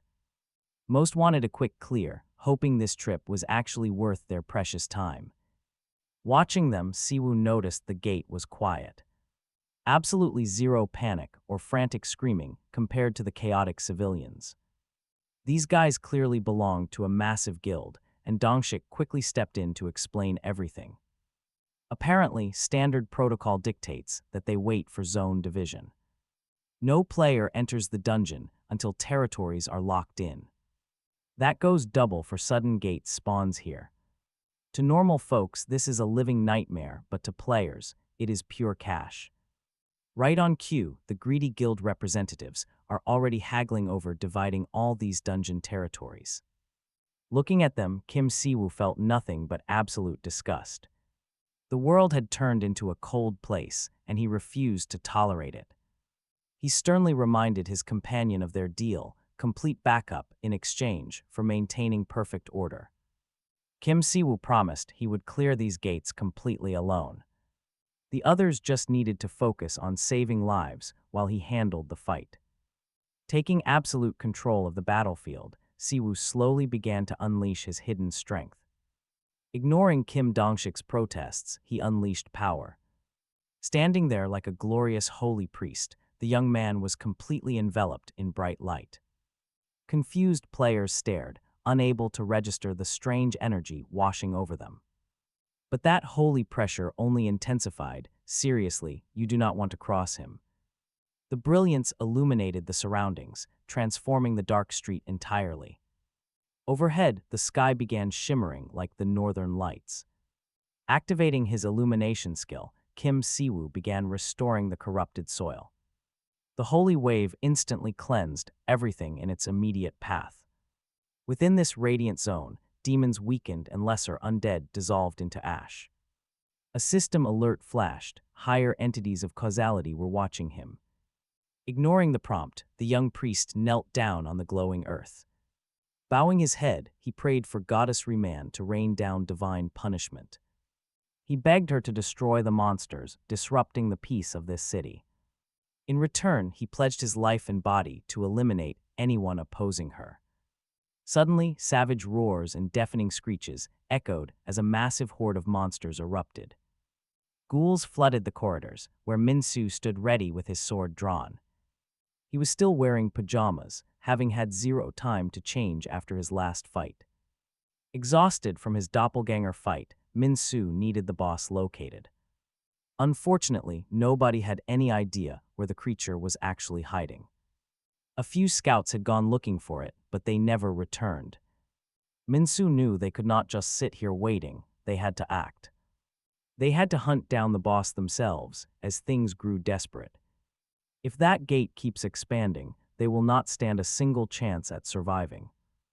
Running for his life from the endless wave of ghouls, Min-soo knew this well. The rotting beasts just kept coming, and he had no idea how long they could hold. Meanwhile, those useless guild members were probably still arguing over territory boundaries. They had not even started fighting, while the Department of Ability Management struggled. They lacked the high-tier pros to handle a crisis of this scale. Realizing no one was coming to save them from the horde, Min-soo kept running desperately through the hospital corridors. Giving up was never a real option. His partner did not understand who could possibly save them now. Even though they were players themselves, they kept desperately running in hopes of escaping death. Min-soo insisted he knew a savior, they just had to survive for now. The terrified guys rushed straight into the dark stairwell and scrambled up toward the roof. But at the very top, a horrible surprise awaited them. An endless sea of rotting corpses stood waiting quietly on the rooftop for their prey. Standing right in the center of the crowd was Lick Laqueous. This terrifying monster was the absolute core of the gate and a highly legendary threat. Even as elite orang hunters, the players stood zero chance here. With no hope left, they could only wait for death or pray for some miracle. Min-soo fell to his knees, begging the goddess for protection. Suddenly, Kim Siwoo materialized out of thin air on the roof to handle the rest. The terrified players stood completely frozen. Their mouths hung open as a massive miracle began to unfold. Siwoo arrived to answer that desperate prayer. The Earth dimension had suddenly initiated its automatic causality compliance check. It turned out these chaos gates were completely breaking basic causality laws. To fix this, the system demanded immediate balance, instantly. That meant absolutely every single piece of vile undead here had to be completely destroyed. The Lick felt a highly annoying energy from the newcomer. He could not comprehend where this mere boy was drawing such massive divine power from. But the monster was pretty sure it would not save him. The Lick remained absolutely certain that this entire planet would fall victim to his pride. Siwoo had absolutely no idea what the creep was rambling about. But right at that moment, a sudden synchronization occurred between Siwoo and the Earth. A massive wave of holy energy surged to purge all demonic presence. Within seconds, the surrounding ghouls began to turn into ash. The terrified Lick watched in utter disbelief as his massive undead army completely melted away. Who on earth was this guy standing right in front of him? He had just erased thousands of monsters without even blinking. Highly infuriated by this, the boss immediately launched a massive dark counterattack of his own. He screamed that everyone would die and this city would become a graveyard. Suddenly, a warning of extreme danger flashed directly before Siwoo's eyes. The area was warped. The entire rooftop was being warped by a highly advanced dark curse. It was rapidly turning the entire area into a wasteland for the dead. The Lick laughed, claiming their weak goddess would never be able to save them from death. He yelled that their pathetic little goddess would watch them all rot. But right then, another urgent system notification popped up directly in front of his face. Siwoo had officially met all requirements to shut down the Chaos Gate. Plus, this loud skeleton was pretty annoying. The land was rapidly rotting away, turning into a cursed domain where nothing could ever grow. But Siwoo already had a pretty good plan to handle this. This was a game-changing skill. Kim Siwoo began gathering sacred energy to blast his opponent. Still, the arrogant Lick just laughed. He saw him as a useless servant, nothing more. But his holy power unleashed. A massive explosion erupted. The Lick stood frozen. How did this human obtain such strength? How could he shatter destiny? Siwoo had a simple reply. Destiny belongs to the living, not to rotting, undead monsters. Suddenly the monster realized he knew who destroyed the mimics. How dare a weak human ruin his grand master plans? Siwoo was completely done, no more listening to dead monsters. He ended the fight. One devastating, powerful kick did it. Before vanishing, the Lick sneered. His followers would finish the job. They would purge all living humans, turning this city into ash. Every single human leader would be sacrificed to their evil god. No one could save them. Siwoo was getting incredibly tired. These desperate threats were seriously getting on his last nerve. The land was cursed. No future births would ever happen. It would become a hell, endlessly spawning terrifying monsters. Siwoo had a trump card, but he hated using it. It drew way too much attention, but now he didn't care. The holy representatives were watching, clearing away any remaining doubts. It was finally time to put on a real, mind-blowing show. He calmly activated his ultimate skill, the Wings of Purification. Instantly, the dark gates in front of him began to blur. They faded away, losing their grip. The great cleansing had begun. Massive, glowing divine wings erupted right from the young man's back. With a gentle flap, sacred light washed over the soil. He burned away every trace of corruption, driving the darkness back. The air cleared, suddenly filling with a profound sense of peace. Guided by holy light, Siwoo completely eradicated the dark remnants. Standing right in the middle of it, the witnesses were stunned. They instantly converted, dedicating their lives to the goddess Reman. Later, the government held a massive press conference to address everyone. They confirmed that the awakened hunter, Kim Siwoo, defeated the Lick. Officials even declared him to be the mysterious player trending online. His power level was simply off the charts, defying censors. Standard machines couldn't track it, but thousands saw his display. They had witnessed a miracle. Soon, a swift investigation followed. The government officially classified Kim Siwoo as a top returnee. He was at least disaster rank. A living legend was back. A total anomaly was among them, and his strength was unreal. Facing the flashing cameras, Siwoo calmly introduced himself to everyone. He proudly announced his position as the leader of Reman's order. He began sharing their sacred beliefs, starting from his arrival. The reporters just sat there in silence, completely hanging on his words. Siwoo had spent 10 years dedicating his entire heart and soul to the Reman order. Serving proudly as its leader, he spoke of his faith, emphasizing that he had no intention of forcing anyone to join, preferring to simply attract followers naturally. Siwoo promised to participate in various public events, and soon, the Order of Reman would launch a brand new channel on MeTube to showcase its various activities. The channel did not have a name yet, so he invited everyone to submit their suggestions, promising that anyone could participate. Join. The massive press conference soon came to an end, drawing out far longer than expected due to Korea's first anomalous awakened hunter drawing massive global attention. Thanks to this public announcement, the Reman order gained far more believers than the system required. Successfully completing his current quest, The group's popularity was absolutely skyrocketing, but Siwoo suddenly received a causality consistency test from the system. If he if he failed, his abilities would completely vanish, gone, punished. Powerful skills. Meanwhile, Inwoo did not understand his brother's calm reaction to all the hateful online comments, wondering if the lack of trust hurt him. Siwoo calmly explained that he had revealed the church too early because he was pressured to rush. He admitted that anyone looking in would think it looked like a suspicious cult, but over time, Siwoo's future actions as an anomaly would gradually build trust, and the order would be seen as just another standard guild. Slowly but surely, public prejudice against their new religion would gradually fade. Even if the church was still weak now, at least it was a start. In truth, things were going significantly better than Siwoo had ever expected. His little brother was deeply impressed by this optimism when a sudden notification popped.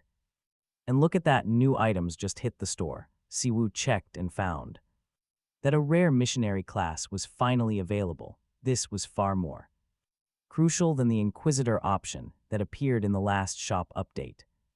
Sadly, actually unlocking this profession required him to have a specific passive skill.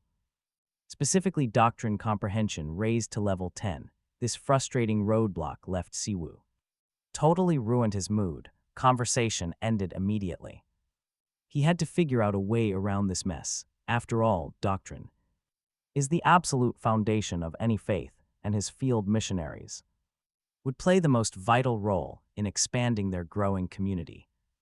They needed these pros immediately, but Inwoo was far more interested in Siwoo's beautiful glowing wings, desperately begging his brother to summon and flap them.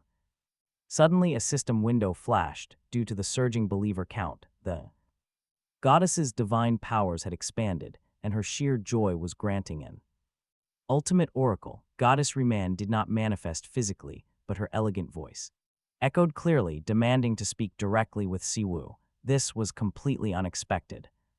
While Siwoo stood frozen, his brother cheekily thanked the goddess for watching over his sibling. Hearing this, Goddess Reman lightly laughed, remarking that her high priest had a wonderfully warm family. Siwoo quickly protested, claiming she was dead wrong. She clearly had not seen how much his brother loved to tease him daily, but he shook it off, asking directly why she had suddenly decided to contact him.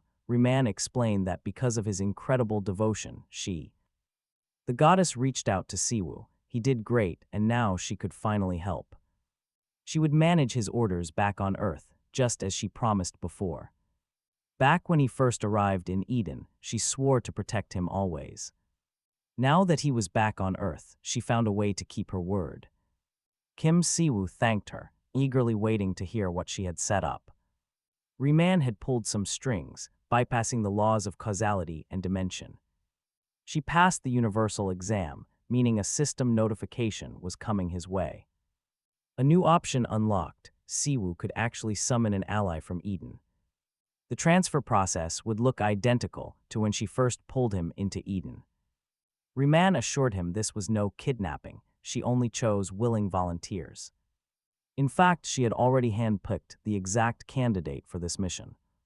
The choice was made. Earth was about to get its first heavenly missionary. The goddess confirmed the traveler would arrive tomorrow through the gate of chaos. Crossing dimensions so quickly seemed impossible, but Siwoo did not want to waste time. He immediately went ahead and purchased the required profession without hesitation. The next morning, he headed straight to the department to secure the gate.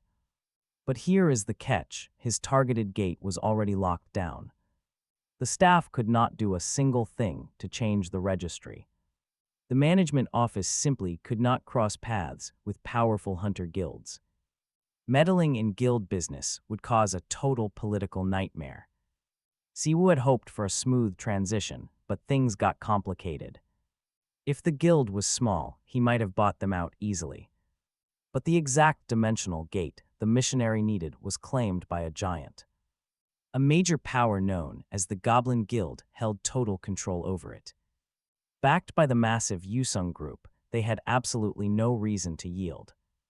They used it as a private playground for recruits. Dong-sik asked what was up. He wanted to know why Siwoo cared so much, so Siwoo spilled everything. He explained that the goddess was sending a divine envoy to Earth. And that specific portal was where this mysterious guest would emerge. Dong-sik sighed deeply. This situation was an absolute powder keg. When modern hunters and otherworldly beings collide, bloodshed usually follows. Most humanoid monsters showing up lately were hostile, savage, and powerful. Hunting them down came with massive cash bounties and prestige. If this newcomer looked even slightly monstrous, hunters would open fire. They would slice him down on sight without asking any questions. Siwoo knew Dong-sik was right. A simple misunderstanding meant instant war. He weighed his options carefully. There was only one way forward. Siwoo asked the department chief to set up a direct meeting with them. The target gate sat quietly inside an abandoned high school yard. Arriving at the scene, Siwoo watched the guild hunters gear up. They double-checked their heavy plate armor, weapons, and healing potions. Above them, the dark purple sparks of the chaos portal began swirling. The gateway was finally cracking open. The mood felt grim. Suddenly, a polite voice broke his focus. A man apologized for the wait, explaining he was briefing new recruits. The man introduced himself as Cho Seo-jin, the powerful leader of the infamous Goblin Guild. Kim Siwoo was stunned, feeling a truly massive wave of mana. Radiating from him, he was easily the strongest hunter the youth had ever encountered. Siwoo thanked him for taking the meeting on such short notice. Seo-jin replied that meeting someone like Kim Siwoo was a genuine honor, and proudly added that it was a real pleasure meeting the legendary Black Priest.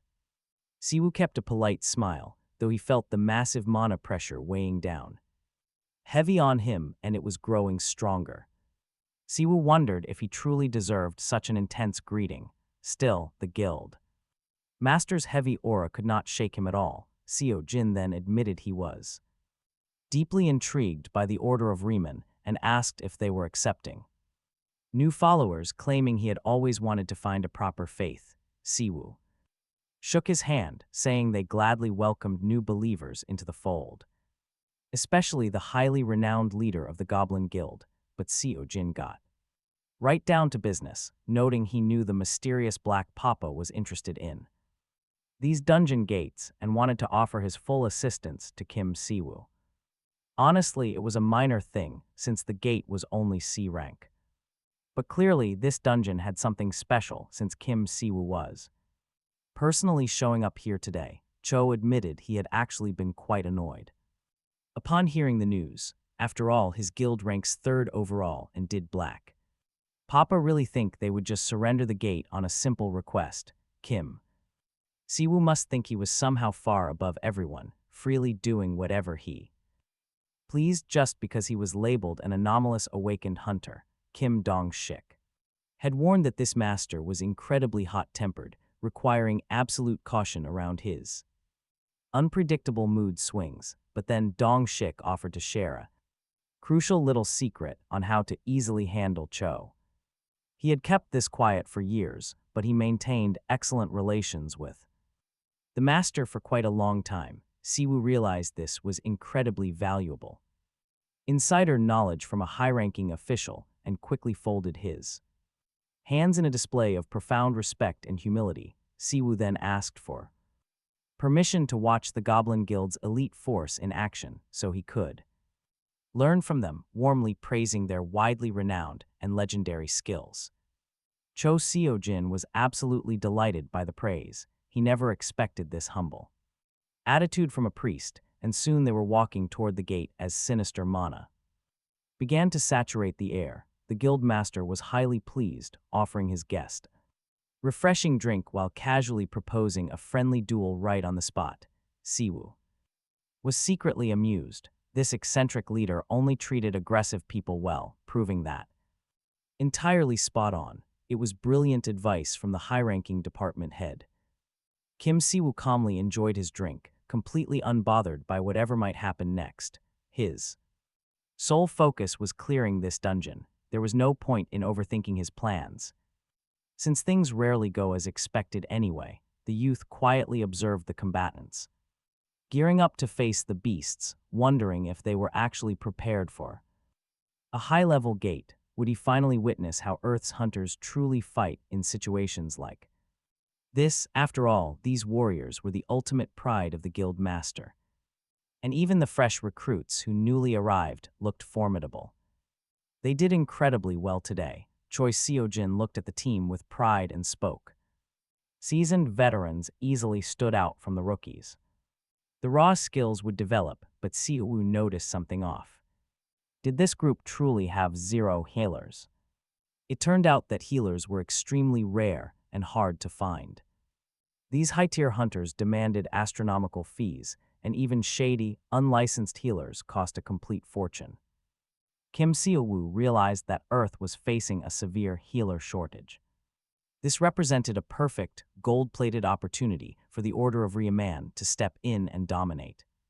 Suddenly, a shift. The massive gates began to grind open. Positions were locked as a system alert flashed. The gates of chaos had appeared, tasking them with escorting a mysterious missionary. They had to safely extract the target from the incoming chaos, but massive beasts arrived first. Gigantic trolls and screeching goblins began pouring out of the glowing portal. The battle was on. A terrifying horde of beasts blocked their path, staring down with bloodlust. Massive fangs and heavy muscles triggered instant dread. The veteran hunters immediately began shouting instructions to the nervous rookies. They shouted to aim strictly for the head and stay completely locked on their targets. Seo-woo offered to help, but the leader refused. Choi Seo-jin had absolute, unwavering confidence in his elite team, requiring no outside assistance. These nervous rookies had only joined their ranks out of complete trust. No needless deaths, the veterans would protect them at all costs. Seo-woo realized the leader was deeply loyal. He would have made a great knight. A perfect knight back in Eden. He cared for his people, not just cash, but then, get this, the rift widened. Suddenly, orders blared to switch to Formation B. The hunters braced themselves for combat, but what they saw next bred instant dread. Panicked goblins and trolls began stampeding outward. They were covered in deep wounds, running for their lives in absolute terror. It looked as though some terrifying, unseen horror was actively hunting them down from behind. These savage monsters were desperately fleeing, completely ignoring the human vanguard. A scout rushed back to report the bizarre behavior to Choi Seo-jin. Something was brutally slaughtering them from within. Choi Seo-jin instantly realized that this was why Seo-woo had come along. Stepping forward, the confident leader readied his power. He acknowledged that Seo-woo had handled the terrifying Lick threat completely alone. His fight now, he would handle this approaching nightmare. Whatever came next belonged entirely to the guild. Seo-woo knew arguing was entirely pointless. The guild leader was no enemy, but he certainly would not listen. Suddenly, the giant severed head of a troll came flying out from the deep darkness. Pure power, an overwhelmingly strong presence, was stepping out of the darkness. A mysterious man wearing a monocle and ornate clerical robes, holding a book, stepped forward. This was Leo Ruman, the distinguished leader of the Order doctrinal group. He had remarkably risen to the rank of Archbishop at 29 years old. He was a pretty straightforward, honest guy, but his nickname, the Mad Dog of the Order, fit him way better, and guess who had been shoving those strict principles down his throat? That very same beast. Seo-woo could not understand why this absolute lunatic had been assigned to him as an assistant. Meanwhile, Choi Seo-jin was charging ahead at full speed to deal with the mysterious powerhouse who was even crushing trolls and goblins. The guild master roared that he would not let anyone touch the missionary. He was going to handle this personally. He tried to land a devastating, all-out blow, but the stranger instantly grabbed his arm and pinned him. Pure domination, the heavy pressure in the air made it clear that Leo Roman had this in the bag. He effortlessly twisted the leader's arm and casually threw Choi Seojin aside like a helpless little puppy. Kim Si-woo slapped on a fake customer service smile, but inside, he knew he was in massive trouble if he had to babysit this incredibly dangerous missionary. The guild warriors completely froze in place, jaw-dropped and totally lost. Their proud leader had just been utterly crushed, and now only his legs were sticking straight out of the hard asphalt. Panicked whispers spread. Like wildfire, this random guy had just planted Choi Seojin into the ground. He had to be a high-ranking noble, and now everyone was absolutely sure of it. The players frantically started whispering plans to each other. They needed to check their leader, surround the threat, and block him off or they were finished. Suddenly, Leo Roman spoke. He addressed the crowd as brothers and suggested they end this mindless violence. He confessed he had zero desire to fight, since conflict deeply saddens. The goddess Ruman, hearing this, Kim Si-woo was absolutely losing his mind. He thought this priest was incredibly shameless for burying a C-rank hunter head first into the pavement right in front of his own men. Si-woo was already dreading his upcoming conversation with Department Head Kim. Right then, Leo suddenly dropped to one knee and greeted his target. He introduced himself as a humble servant of the goddess and leader of the Doctrine Study Group. He addressed Kim Si-woo as His Holiness, the first apostle and the goddess Ruman's only representative on Earth. Si-woo had no clue how Leo could even speak Korean, but apparently it was a divine blessing gifted by the goddess herself. She had told her chosen missionary that this beautiful language would help him spread her holy gospel. The goddess felt she had done enough, leaving the rest up to Kim Si-woo to handle on his own. Staring at the two legs still sticking out of the ground, Kim Si-woo grabbed the crazy priest by the collar and started screaming at him for causing such a massive scene. After all, they still had to survive in this society. How could they even look the guild leader in the eyes now? What would everyone think of them after starting things off so terribly? Si-woo kept yelling his head off at the missionary, but right then a loud explosion blasted, and Choi Seojin burst out, completely unharmed. Standing before the crowd once more, normally, an archbishop of the order has to follow strict doctrines, maintain a noble heart, and be ready to make ultimate sacrifices for his people. Candidates usually endure heavy trials and earn immense respect. But Leo was an absolute exception to every single rule. He belonged to the branch of warrior priests. Seo quickly pushed the missionary aside to apologize to the guild leader for how harshly his comrade had just treated him. But Seojin was ready for a fight, telling Seo to step aside. He warned his guild members to stay back and not interfere. The real fun was starting, and Seojin wanted zero interruptions.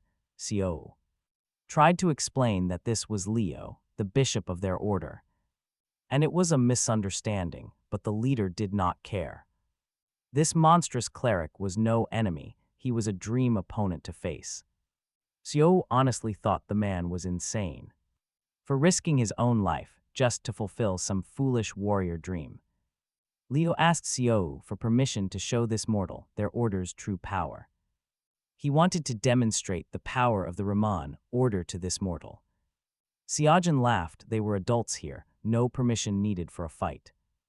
Seo sighed, realizing he had to let these oversized kids play their game. Once they got it out of their system, they could finally work. Leo suddenly grabbed the guild master by the collar, dragging him close. Seojin clearly did not expect this level of raw, aggressive force. Before anyone could react, the massive priest slammed both hands down with absolute devastating speed as the thick dust slowly settled. Everyone saw two pairs of legs sticking straight out of the dirt. Seo stood over them, wondering what on earth these brawlers were thinking. Soon, they shifted their focus back to clearing out the monsters, completely destroying the gate of chaos. Seo safely met up with the missionary, receiving a great reward from Leo Raman. Kim Dong-sik could only facepalm when he arrived to see the aftermath. Since Seo was only supposed to talk with them, Seoul honestly replied that he tried, but things got a bit wild. The conversation drifted off course, but at least everyone seemed happy now. Dong-sik decided to pretend none of this madness had even happened. And that all the loot from the gates belonged directly to the Goblin Guild. Everyone agreed that this was fine.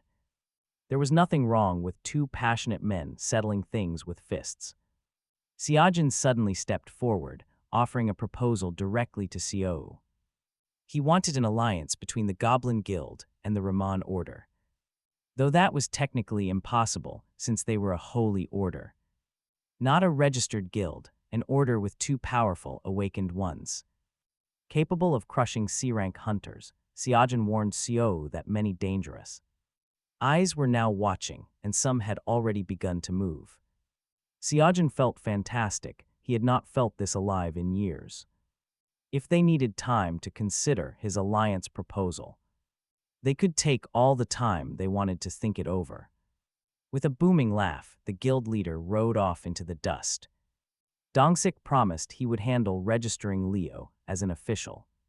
Awakened one and prepare the paperwork, Seo looked on, realizing. Feeling terrible for causing the man constant trouble, he finally decided to buy him a genuinely nice and useful gift at the first opportunity. Siwoo invited the foreign missionary over to introduce him to his family and hang out together. Inwoo went all out, preparing a delicious, massive home-cooked meal, and now the entire family gathered to dig in. The sweet rice tasted absolutely perfect alongside savory soybean stew and fish fillets from Grandma. Everything tasted incredible, and Leo warmly thanked them. The hospitable family for inviting him over for such an absolutely wonderful dinner. Inwoo was still secretly anxious. Had he known they were hosting a missionary, he would have just ordered chicken, assuming the foreigner wouldn't like traditional Korean food, but Leo was a wonderful guest, happily eating everything and showering the chef with compliments, mentioning how his brother respects. Inwoo, Seiyin chimed in, proudly boasting about the cooking skills of her brother, who always made everything taste great, then eagerly asked if Siwoo had mentioned her. Leo Ruman smiled, replying that Siwoo spoke of his sweet sister constantly. Observing this warm interaction, Siwoo felt quite. His younger siblings had welcomed the stranger incredibly warmly, and the visitor was acting with the utmost politeness and respect toward them. But then Leo tried a heavily sauced dish, and his eyes practically popped out of his head, gasping for air as if he had literally just swallowed fire. Inwoo immediately panicked, thinking he definitely should have ordered some familiar food, but Leo, on the contrary, eagerly asked him to teach him how to cook. Inwoo let out a sigh of relief, gladly agreeing to teach him. He was actually quite skilled at preparing local dishes, so Leo just had to say exactly what he wanted to learn, whether stews or salads. And they would cook it all together. The night flew by in that comfortable family circle, with everyone feeling completely relaxed and at ease. Siwoo quietly reflected on how incredibly surreal this whole gathering actually was. Honestly, it was pretty wild. His ordinary family from Korea and his otherworldly friends from Eden were together under one roof, and soon Leo would be moving into the empty bedroom of his grandmother. Since finding a place in Korea is an absolute nightmare, he had called his grandma, and she happily let him use her space while she was away. That special necklace with a pistachio-colored stone was actually a sacred relic blessed by Goddess Reman herself. Leo had brought this divine item along with him to Earth, and the will of the deity who gave it to him was beyond obvious. They had to take action and establish a proper temple to start expanding their holy order on Earth. They desperately needed to build a dedicated sanctuary where all of their loyal followers could pray. After all, a temple is a home where believers unite to strengthen their devotion, and now was the absolute best moment to build it. Siwoo had just received a new relic packed with the power of the goddess, making a physical temple absolutely crucial for anchoring their influence and deepening their sacred teachings. It would be a sacred space to pray and find true understanding, proving that the order of Goddess Reman was moving in the right direction overall. Siwoo was deeply lost in these thoughts when, out of nowhere, Chief Missionary Leo Ruman started pacing in front of him, holding a vacuum cleaner. For a moment, Kim Siwoo could not quite figure out what was happening. Everything felt so off, but then it clicked. Siwoo did not know when Leo had ever learned to use a vacuum cleaner, but it turned out his younger sister had actually taught their guest before heading off to school. On top of that, Leo had even done the laundry, which was all thanks to In-woo. He had shown the visitor exactly how to run the dryer and the dishwasher. Leo knew he came to Earth to serve His Holiness, the Pope, and this was the least he could do. No need to worry. And even though this giant is fully capable of taking down a C-rank monster with a single flick of his wrist, he takes housework very seriously. He might actually be the perfect assistant. Siwoo walked up to Leo and reminded him that he was his right-hand man back in Eden, so they had to finish up fast. Since In-woo would return soon, he was bringing clothes for their guest, and they would soon head out together. Leo believed that his main mission was to perform his role perfectly, but he was still pretty curious about where they were going. The office building in the city center was packed. Rushing around, everyone minded their own business. Gu Min-soo apologized, admitting he hated to bother his savior, Kim Siwoo, but they all knew just how busy the guy was. And although Siwoo believed he could have come on his own, Min-soo still felt slightly guilty for making his father make the whole trip. Kim Siwoo replied that it was completely fine since he enjoyed walking around Seoul. Siwoo looked around the luxurious building in the city center and remembered that Min-soo was a YouTuber with a massive subscriber base. Honestly, it was absolutely no surprise that he could easily afford this office. Gu Min-soo explained that since they were officially a guild-approved business, they received some decent financial support. MeTube was their main line of work, but they also accepted requests to clear dungeons and destroy active portals. Right now, Min-soo makes even more from consulting with guilds than from his entire video channel. Leo Ruman tried the coffee and said it expanded his taste palette. The guy was interested in learning more about Earth's unique food. Leo Ruman has adapted incredibly well to human life so far. Gu Min-soo told him not to be shy and to speak up if he wanted seconds. Kim Siwoo introduced the man, explaining that this was the person he had mentioned, a missionary from Eden sent to Earth to preach the teachings of the goddess Reman. Min-soo was incredibly excited and jumped up in sheer surprise when he realized that Leo Ruman was standing right in front of him. Leo replied that he never expected to meet a brother in faith on Earth and was incredibly grateful to the goddess for this opportunity. The men quickly exchanged names, and it was immediately clear they had established a strong, instant connection. The missionary looked closely at the young man, noting he saw the symbol of the goddess on his heart, meaning they had already met before. Min-soo confirmed that this was indeed true.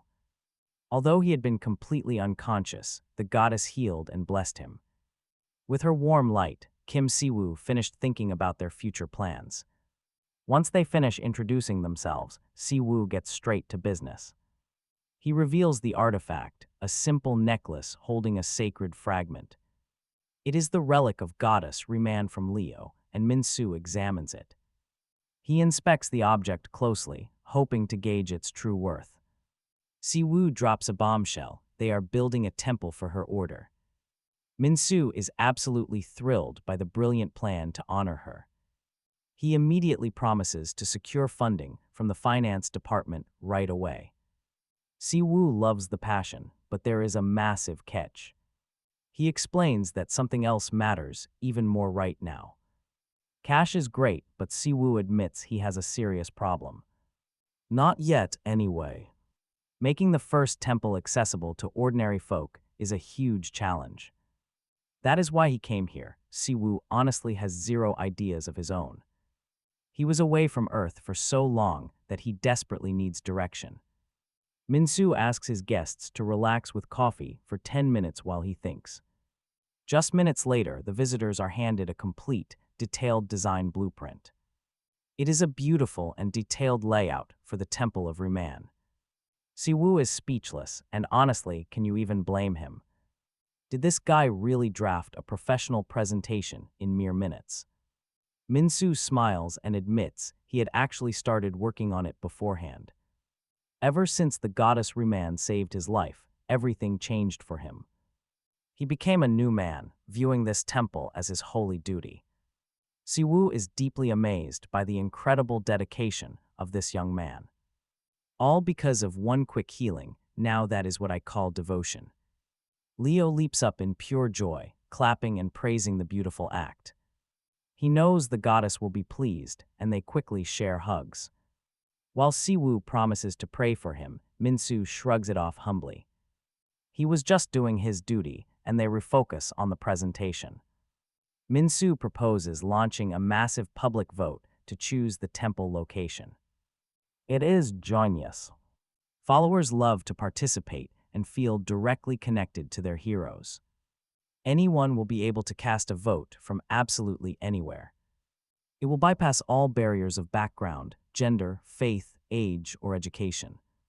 Letting the public choose the site puts their order way ahead of traditional religions.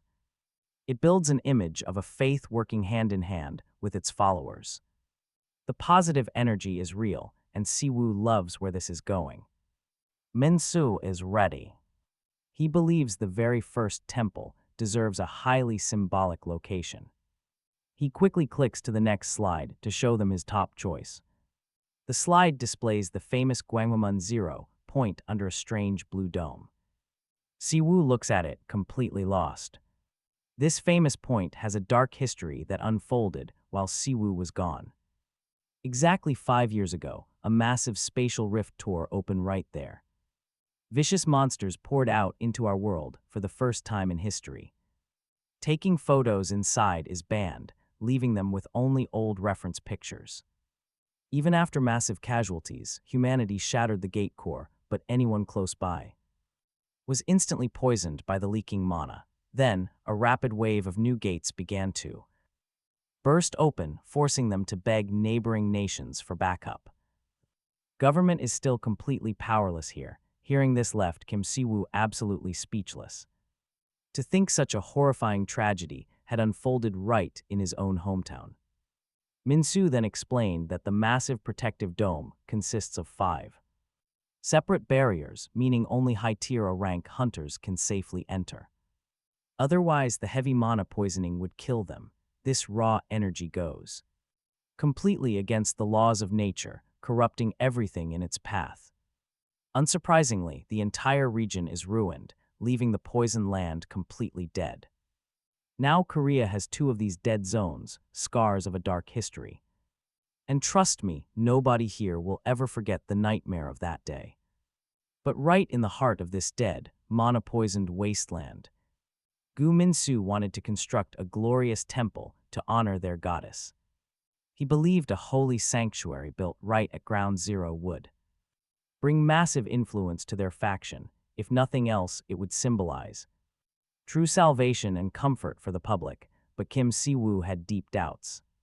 He seriously questioned if building a temple on such corrupted soil was even possible. After all, they would have to purify the land first.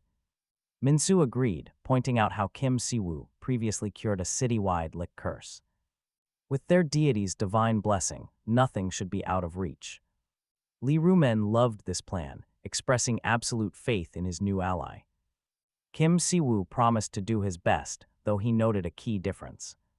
Clearing a monster curse is very different from purifying raw, polluted mana. Still, while creating a holy monument sounds amazing, they had real details to discuss. He decided to put the temple's location up for a community vote. Because honestly, how can you plan a build without deciding on the site first? But Minsu told them not to worry because he already had everything figured out. The popular YouTuber quickly turned back to his subscribers and brought up their long-running debate about that weird onion chocolate cereal. He asked his viewers to vote on two potential locations for the temple. Reading the flood of comments, Kim Si-woo realized his countrymen are on another level. Netizens knew that even a superpower like America couldn't clean ground zero. Yet they still voted to build in that exact spot. Just then, Kim Si-woo's main quest suddenly flashed with a major update. He was ordered to use the artifact and construct the holy sanctuary. Right in the dead zone of Seoul, it was an impossible challenge. For years, countless families had dreamed of entering this forbidden wasteland. They desperately hoped the strict military quarantine would soon be lifted entirely, so they could finally retrieve and bury the remains of their lost loved ones. Bringing those bodies home was their only hope for peace. But Kim Si-woo knew this symbol of hope would spark political chaos. The chief of the ability department made his stance crystal clear. He absolutely forbade Kim Si-woo from entering the ruins, leading to a tense, uneasy confrontation between them. Their meeting in the park had turned incredibly cold. Si-woo had never seen Dong-shik look this desperate before, and he couldn't quite fathom the reason behind such a fierce, immediate pushback from the older man. Dong-shik shook his head, calling it a warning rather than a flat-out objection. To him, it was simple. The plan was a total suicide mission. Si-woo needed answers. He held his ground, silent, waiting for Dong-shik to finally lay out the facts. The secret lay deep within Seoul's 0 point, home to an untouched mine. Rich with top-tier magic stones, which are basically crystallized magical energy. They are incredibly rare minerals that thrum with raw, unfiltered power. Monsters drop low-grade ones, but the real prizes are buried deep in these veins. This particular mine formed when a massive surge of energy leaked through a spatial rift, completely poisoning the surrounding area in the process. A year back, when scouts first mapped the vein out, the biggest guilds immediately sent heavily guarded mining crews down there. It was kept strictly under wraps, leaving common hunters like Min-soo completely blind. Dong-shik quietly admitted that these factions had been waging a secret war. The government knew high-ranking hunters, even A-tier veterans, were killing each other. Si-woo frowned, muttering that the state should have locked the place down. But controlling a zone like that is easier said than done. Only elite guild members have the mana resistance to survive the toxicity. The authorities are basically reduced to just writing down names of those entering. The harsh reality clicked for Si-woo. The government was not choosing to watch. They simply lacked the muscle to actually enforce any real laws there. Dong-shik nodded, utterly defeated. He confessed they were totally helpless once Si-woo stepped past the threshold. No government squad would ever be able to back him up in there. Worse, he would be painting a massive, flashing target on his back. It was almost funny. The state was fighting his plan out of genuine concern. Yet backing out now and abandoning the temple project was entirely off the table. The public had already voted. Millions of eyes were locked onto them. No stopping now. Si-woo looked up and asked him directly, what if he simply handled the threats himself, on his own terms? From what he gathered, the lawless nature of Ground Zero was the issue. It was a gray zone where normal rules did not apply. And if there is no law down there, well, he can play just as dirty. Dong-shik, ever the cautious bureaucrat, pulled out a document from his pocket. He had secured a written guarantee from the minister himself, stating that having two powerhouse hunters meant the government did not need to worry. Si-woo smirked at this, wondering why his partner still looked so miserable. No arguments left. The minister's official seal was completely absolute. He led them to the deployment zone, where a massive steel barrier blocked the way. Commonly called the Ark, it was their very last shield of civilization. The supervisor gave them one last pleading look, desperately hoping they would turn back. If they crossed into that wasteland, they would be completely on their own. Once a fight broke out, but Si-woo and Si-won were not backing down. They were never the ones to start a fight, always trying to avoid bloodshed. But in reality, Kim Si-woo knew he would never back down if attacked. He kept that thought from Sion, though. Meanwhile, Kim Dong-sik led them forward, searching for the hidden entrance they desperately needed, even though there was absolutely nothing visible from the outside. Kim Dong-sik pressed the magnetic key against the solid wall, and the solid stone wall immediately began shaking. Slowly, the door parted, letting them step inside to face a thick demonic energy. Turning back, Kim Dong-sik froze. The minister was standing right there. He was stunned to see such a high-ranking official show up in person. Yu Seong-ho listened to the excuses, but his expression remained entirely blank. Then he demanded to know why the department head objected to his decision. The minister bluntly revealed that Kim Si-woo had already told him everything. Now he wanted to directly ask his subordinate what the real problem was.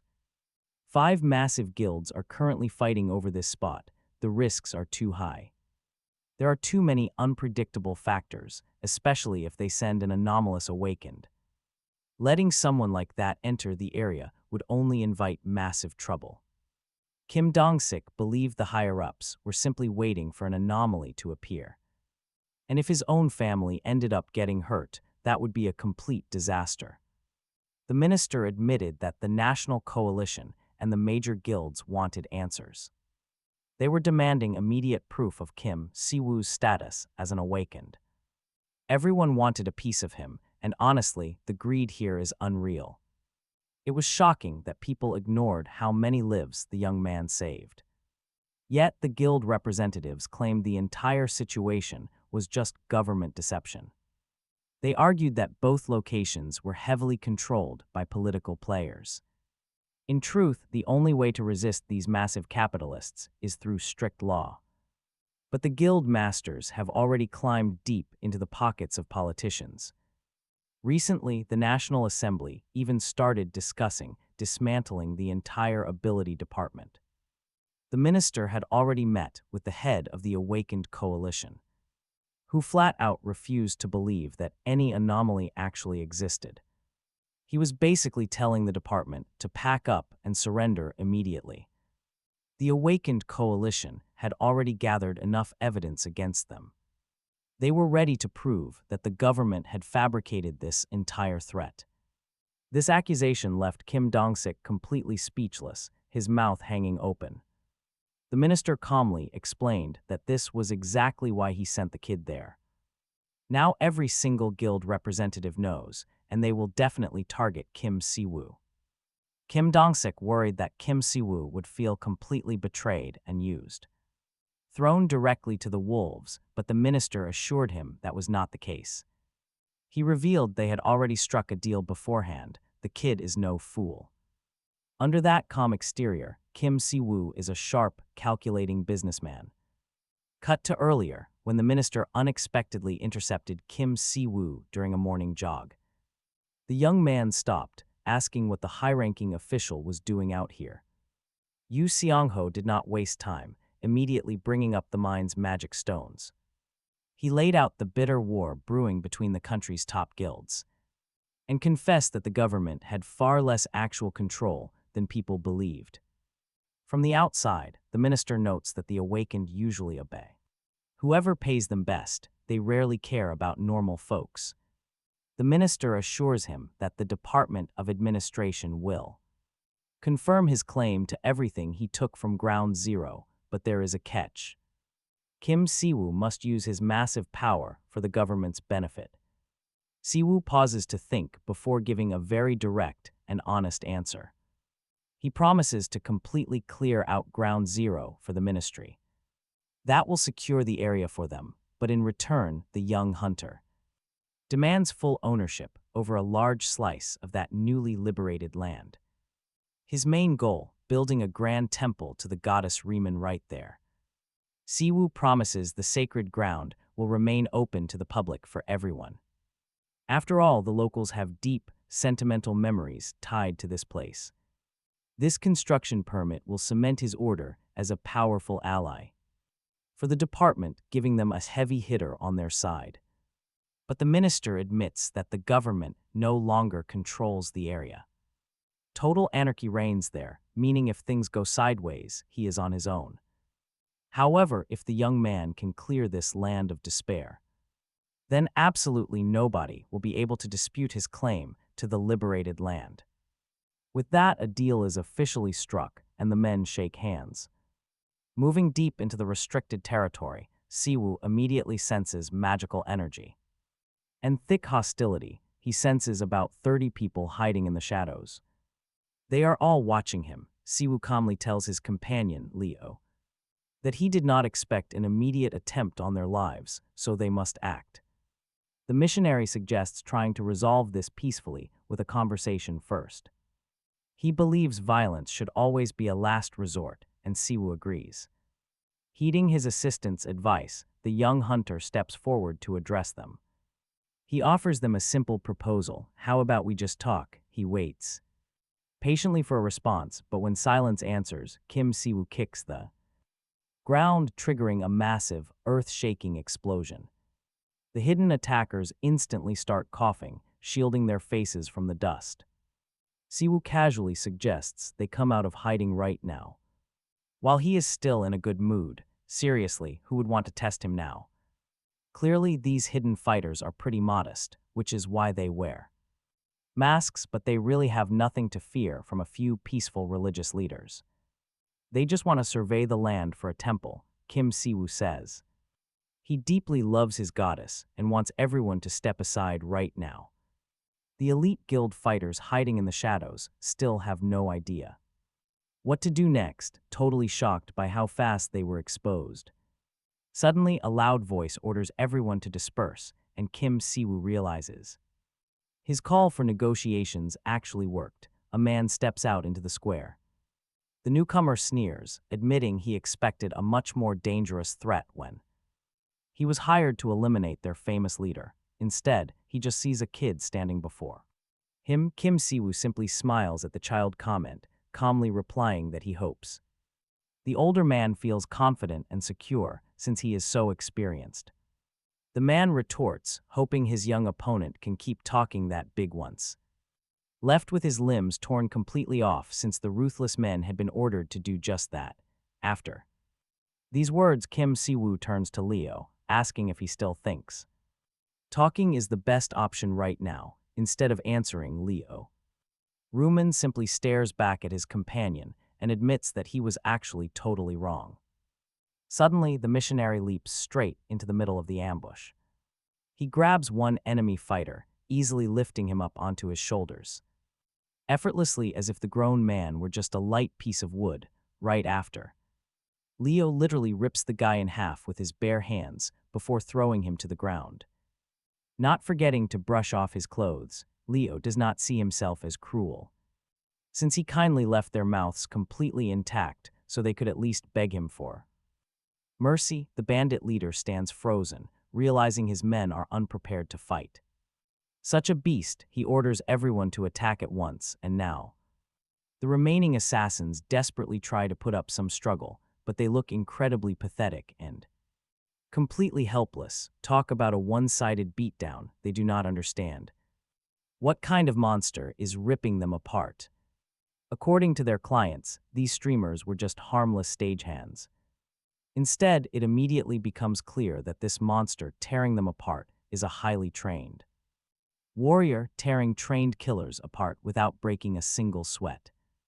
Fighter, did the government secretly train him in some classified military facility? The lead assassin wonders, remembering how this beast bowed his head to Kim Siwoo earlier. Which means that Kim Siwoo is even more powerful, but if he can somehow manage to grab this kid as a hostage, he might actually escape this alive. Kim Siwoo spots the assassin rushing toward him at extreme speed. Blade drawn, creating a highly dangerous situation where the killer is absolutely certain that his victim, his target, is totally trapped, but suddenly a blinding divine fire pierces his body and blood sprays from his eyes. Kim Siwoo activates his highly powerful unique skill called Will to overcome evil, detecting the murderous intent. Eliminating the threat entirely, Choi Sipil was a wicked criminal, guilty of murder, kidnapping, and theft, yet now he lies face down on the ground weeping and begging for mercy. Kim Si-woo knows this villain wants a quick death. But that is not happening. Honestly, can you really blame him? It turns out his passive skill, will to defeat evil, activates entirely on its own whenever it senses the presence of someone who is truly wicked. Kim Si-woo steps on the bandit's hand, making him scream out and confess that he was hired directly by the Chung-Ah Guild, who paid him a lot to eliminate him, realizing this assassin was sent just to test his power. If the guild leaders believed his stream was completely fake, they would never have dispatched such a legendary, highly notorious bandit leader. Kim Si-woo lifts the attacker's head as the man whimpers, pleading. Crying in pure regret, Kim Si-woo throws him down and declares that forgiving this ruthless killer is not his job, though he can easily send him to God for final judgment. At that moment, a system alert confirms synchronization is complete, and he can check his stats. The Earth system deems Kim Si-woo chaotic and removes all restrictions. The second major update has officially begun. Si-woo stared at his status window and realized nothing had actually changed. Well, except for a few new stat-related items, but the big news was something else. Causality was gone, meaning he could take much bigger risks. Yet the upcoming system update still concerned him. It promised massive changes soon, and that was always risky. Leo suddenly broke his focus to deliver some unexpected news. Other awakened hunters had arrived, but Si-woo told his companion to stay calm. There was no need for any hostility, since these newcomers did not seem to want to fight. Right then, a trembling hunter stuttered to ask who had sent Si-woo here. Ignoring the tense question, Si-woo noticed a brilliant light ahead and realized his search was over. The mine was right there, saving him from wasting any more time. It was packed with dense mana, holding roughly 7 tons of magic stones by his estimate. A standard magic tower only uses 700 kilograms a year, making this massive. But mixed with the raw mana was a dark, oozing demonic energy. Usually magic stones are like pure water, serving as highly concentrated clumps of the cleanest mana. Infuse them with divine power, and they transform into holy divine stones. But taint them with demonic energy, and they become cursed demonic stones. Si-woo instantly recognized this specific malicious vibe. It felt exactly like the lick, carrying the unmistakable signature of the King of Pride. He calmly asked the locals if anyone had ventured inside recently. Terrified and highly suspicious, the hunters chose to stay completely silent. Si-woo simply shrugged, understanding their fear. The guild leaders were busy fighting for power, but the man inside was a monster. Even though Si-woo had been away, he knew this lawless land had no rules. Now he would clear these weaklings out and claim the mine for himself. Watch closely, Si-woo unleashes his cold aura, freezing the room. He suspected the powerful figure lurking inside belonged to the Order of White Shadows. Si-woo drew his artifact, telling the hunters he had no interest in killing them. Instead, he was far more interested in testing the true limits of this lawless territory. He wanted to find out if he could truly do whatever he wanted here. Right then, the goddess's holy symbol began to hum against the demonic energy. Raising his hand along with the necklace, Si-woo boldly announced the creation of a sanctuary. The artifact stone flared as a system notification confirmed the sanctuary was active. The hunters stood completely spellbound, staring up at the blinding divine glow. Leo Rumen whispered a quiet prayer, and a brilliant, blinding miracle immediately unfolded before them. Fresh green grass sprouted rapidly over the dark soil, healing the barren wasteland like magic. Si-woo declared that he was dedicating this entire purified land to the goddess Rumen. She graciously accepted the grand gift, but her chosen servant was not about to rest. The holy relic flared with blinding energy, thoroughly cleansing every inch of the blighted ground. With the divine sanctuary established, the wasteland was finally turning into a safe place to live. The declaration of the sanctuary triggered a massive wave of purification. Every single trace of foul demonic energy completely evaporated. The suffocating air cleared instantly, allowing the terrified hunters to finally breathe easily. The goddess spoke directly, admitting she never expected such hostile lands on Earth. Siwoo slowly turned around, and there she was, standing right behind him. Standing before him in all her glory, she was beautiful. Kim Siwoo was completely stunned. He realized he was the only one who could see her, judging by how calm Leo was. The giant beast sat there, showing absolutely no reaction. Riemann admitted she could barely see anything here, her vision incredibly foggy. Earth was just too heavy, saturated with human sorrow and endless broken dreams. Countless hopes lay buried beneath these ruins, yet she still thanked Kim Siwoo. She thanked him for taking such good care of the artifact she sent through the child. Sure, it was hard to call a monster who tore people apart a mere child. But to the goddess, Leo was still just a sweet boy she had raised. She had watched over him for so long, remembering when he was completely innocent. Kim Siwoo really did not want to hear about Leo's supposedly cute childhood. So the goddess smiled, admitting she actually liked Kim Siwoo quite a bit more anyway. Siwoo quickly changed the subject, asking why she had come to Earth. Riemann admitted she came to personally deliver a gift for his hard work. She wanted to reward him for a job well done. Plus, some tasks could only be done while she was physically present here. Siwoo was completely confused, but then he felt a strange warmth over his head. A shower of golden divine pollen rained down, making everything feel warm and incredibly bright. The goddess led him toward a cold stone slab. She asked if he could feel the energy radiating from it, and Siwoo stood frozen. This was no ordinary present. He could feel her deep sincerity and love. Riemann hoped this lost dream would finally find peace. She wanted the people who missed this home to witness a true miracle. Suddenly, the space right behind Kim Siwoo began to warp and tremble. A massive structure materialized out of nowhere, a majestic temple standing on holy ground. This was the goddess's true gift, and it left Kim Siwoo absolutely speechless. He was thrilled, it looked stunning, and everyone would definitely love it. Leo was probably going to cry tears of pure joy when he saw this. Riemann knew her follower well, smiling because Siwoo had already figured it out. But now she had to share something extremely critical. A grim warning was coming.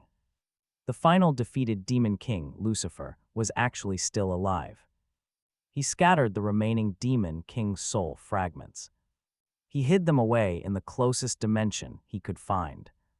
And that closest dimension to Eden was none other than Earth. The world system only contacted Kim Siwoo because of Lucifer's meddling. Since Earth was outside her jurisdiction, her power here was severely limited. Kim Siwoo would have to figure out the details and protect this world himself. With those final words, her form began to fade. By now, Kim Siwoo was completely used to her incredibly short visits. Looking back at the brand new temple, he knew it was a wonderful surprise. It felt like he had finally checked off his most urgent goals. Now he could finally breathe easy. Leo would soon translate the holy book. Now they even had a proper place for believers to gather and pray. Right on cue, the system congratulated him for building his first temple. And with those bonus points, the community expansion task was officially complete. Kim Siwoo couldn't help but feel pleased, finally doing something that felt truly meaningful. This interdimensional contract let him purchase entire buildings using his divine points.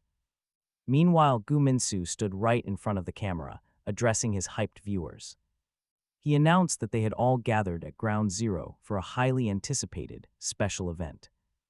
The young streamer claimed it was a massive honor to be the first to showcase this place. No one expected a fully renovated Ground Zero, and of course, everyone knew who else was there.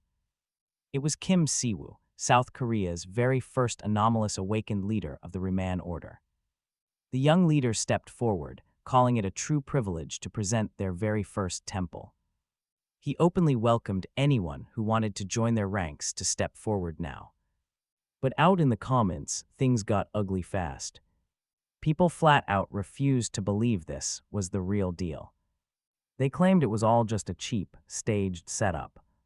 Angry fans threatened to unfollow while Gu Minsu showed off the temple. He explained that this miracle was only possible because of the viewers' active participation. Long after the live broadcast ended, viewers kept arguing in the comments. Honestly, who could blame them for thinking this was a complete fake?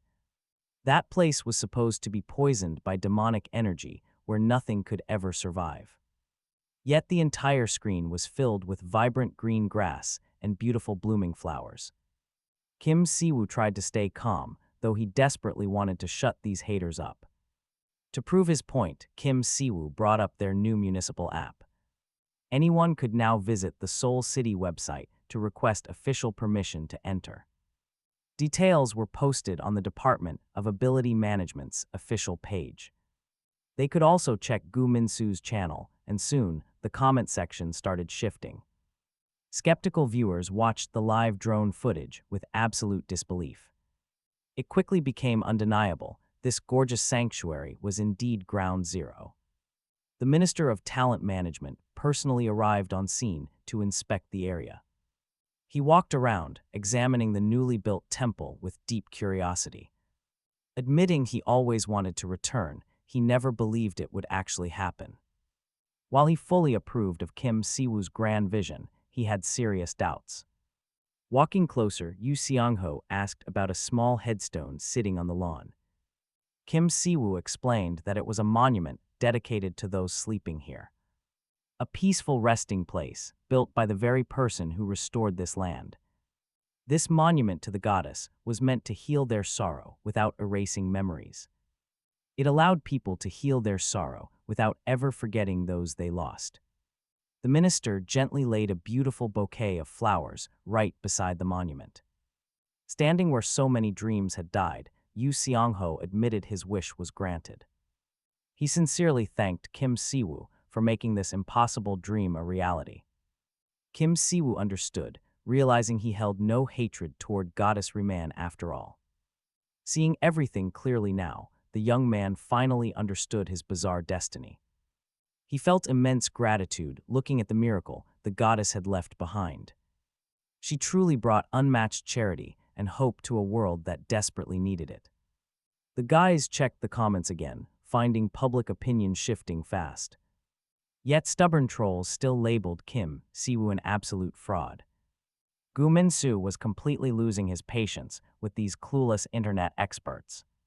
He did this so people would finally stop doubting and start believing. Kim Si-woo tried to calm his buddy, whose extreme reaction was actually creeping him out. Still, people didn't buy it even after watching the raw drone footage. Gu Minsu never suspected Kim Si-woo of lying, but he had to admit he never thought this transformation was possible. Making this ruined place so beautiful was a miracle. This just proves the absolute power of Goddess Reman. Right now, the guys finally realize what the entire Earth is supposed to look like. To honor her holy wishes, they must open this sanctuary to the public, letting grieving families who lost their loved ones here finally come to visit and remember them. Gu Minsu knew those families would be deeply grateful to Kim Si-woo, as well as the goddess herself. Si-woo simply saw it as his personal duty to do everything possible, hoping it brings these hurting people some real comfort and peace. As they prepared to leave, Si-woo suddenly remembered the Blue Collar Guild. He desperately needed some solid information on them. Luckily, Gu Minsu had connections and promised to ask around. Still, the YouTuber suspected his friend was plotting something big. Si-woo did not want to reveal his hand just yet, but he admitted he had a little plan cooking, while Goddess Reman was actively purifying this blighted land. Some of her holy energy leaked deep into the mines and got absorbed by the regular magic stones. Now they are holy stones. That means there is an entire mine of priceless holy stones right under the temple. But then Siwoo drops a question that completely throws the famous YouTuber off guard. He asks if Gu Minsu has ever sold merchandise before. Siwoo saw on his profile that his friend can craft holy relics using these stones. Down the line, they could sell them for a massive, steady stream of income, but then Leo approaches the young leader to report some uninvited guests. A strange man steps forward, introducing himself as Kang Byung-soo. He is the managing director of the National Coalition of the Awakened. Mr. Kang smiles, saying what a massive honor it is to meet the legendary leader of the order in a sacred place like this. Kim Si-woo quietly tells the missionary to step aside while he handles this guest. He warns there is no need to start a massive brawl or kill anyone. Mr. Kang's guards instantly sense that this scary guy could snap them like twigs. They definitely do not want to test him. Meanwhile, Kim Si-woo knows that agents from this very coalition recently sent an assassin to end him. Now, the young leader wonders if he should return the favor with his own little gift, but Mr. Kang claims that is unnecessary. He has zero interest in playing those games. The director folds his hands, casually stating that once they finish chatting, he wants to pray to the goddess. He claims he wants to thank her for purifying their old territory that they defended for years. Siwoo immediately catches onto those words, stepped forward and defended. It instantly puts him on high alert. He knows Mr. Kang is acting completely innocent about the assassin while secretly trying to take over the area. Clearly, the director of the National Coalition of the Awakened is not here to protect the 0 point. He is only interested in the mine and the valuable magic stones hidden inside it. Too bad those stones are gone. They have already transformed into holy stones, and even Kim Si-woo did not know that until he stepped inside his temple. Finally, the director stops walking. He put on a fake smile, claiming this actually made things way simpler. He was absolutely positive that the young man had obtained secrets about those magic stones from the Department of Ability Management, and now everyone was completely convinced that Kim Si-woo entered the 0 point with the sole purpose of stealing those magic stones. But Kim Si-woo had to realize that growing the nation's top guilds was the only true way to measure the country's strength and prosperity. For a massive guild alliance like Korea's, those magic stones were the ultimate fuel for power. And yet Kim Si-woo had just swiped them. He saw right through Mr. Kang's cheap attempt to paint him as a traitor who was destroying the nation's future. But in reality, he was secretly cooperating with the Department of Ability Management. That department answered directly to the government. Meanwhile, the corrupt National Coalition of Awakened Ones was constantly getting in their way, claiming the mines were a national necessity, while greedily pocketing every single cent of the massive profits.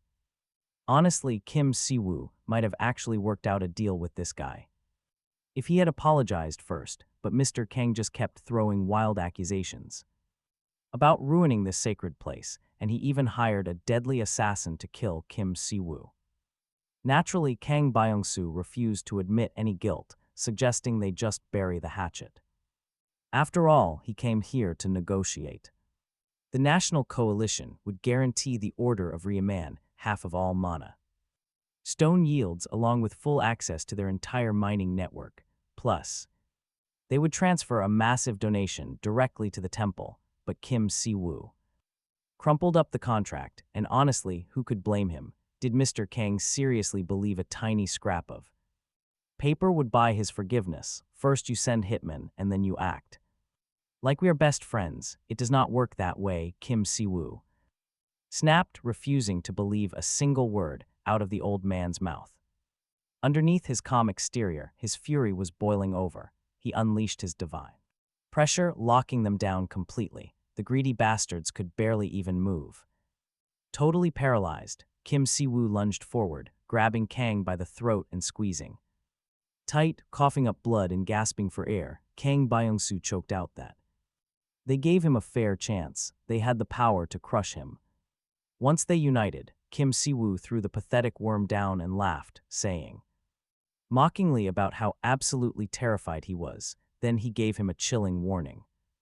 Go back and tell your little coalition of awakened hypocrites that they had better crawl over here and beg for forgiveness, or else. He would gladly collect that apology in person. By the next morning, news reports showed the coalition was already scrambling, officially requesting a formal investigation into the 0 point, while public attention completely shifted over to the legendary Order of Riemann. Everyone was talking about them after their legendary leader. Kim Si-woo successfully purified the zone, but back home, his younger brother looked like a total zombie. In-woo had massive dark circles under his eyes, completely exhausted. The Order of Riemann's media launch was scheduled for tomorrow, forcing him to work overtime. Little Seon watched the broadcast alongside her brothers, eagerly asking when her favorite Uncle Leo would show up again. Kim Si-woo gently told her that Mr. Leo was currently busy at a beautiful temple and they could go visit him very soon. That didn't satisfy the young girl, who wanted to act mature and brag to her brothers. She claimed to know plenty, and Seon now realized her own brother was a priest of the Holy Riemann Order. She even knew it was actually her eldest brother who had purified the 0 point. Si-woo had no idea how she got this intel. But In-woo shrugged it off, pointing out that modern kids are absolute wizards.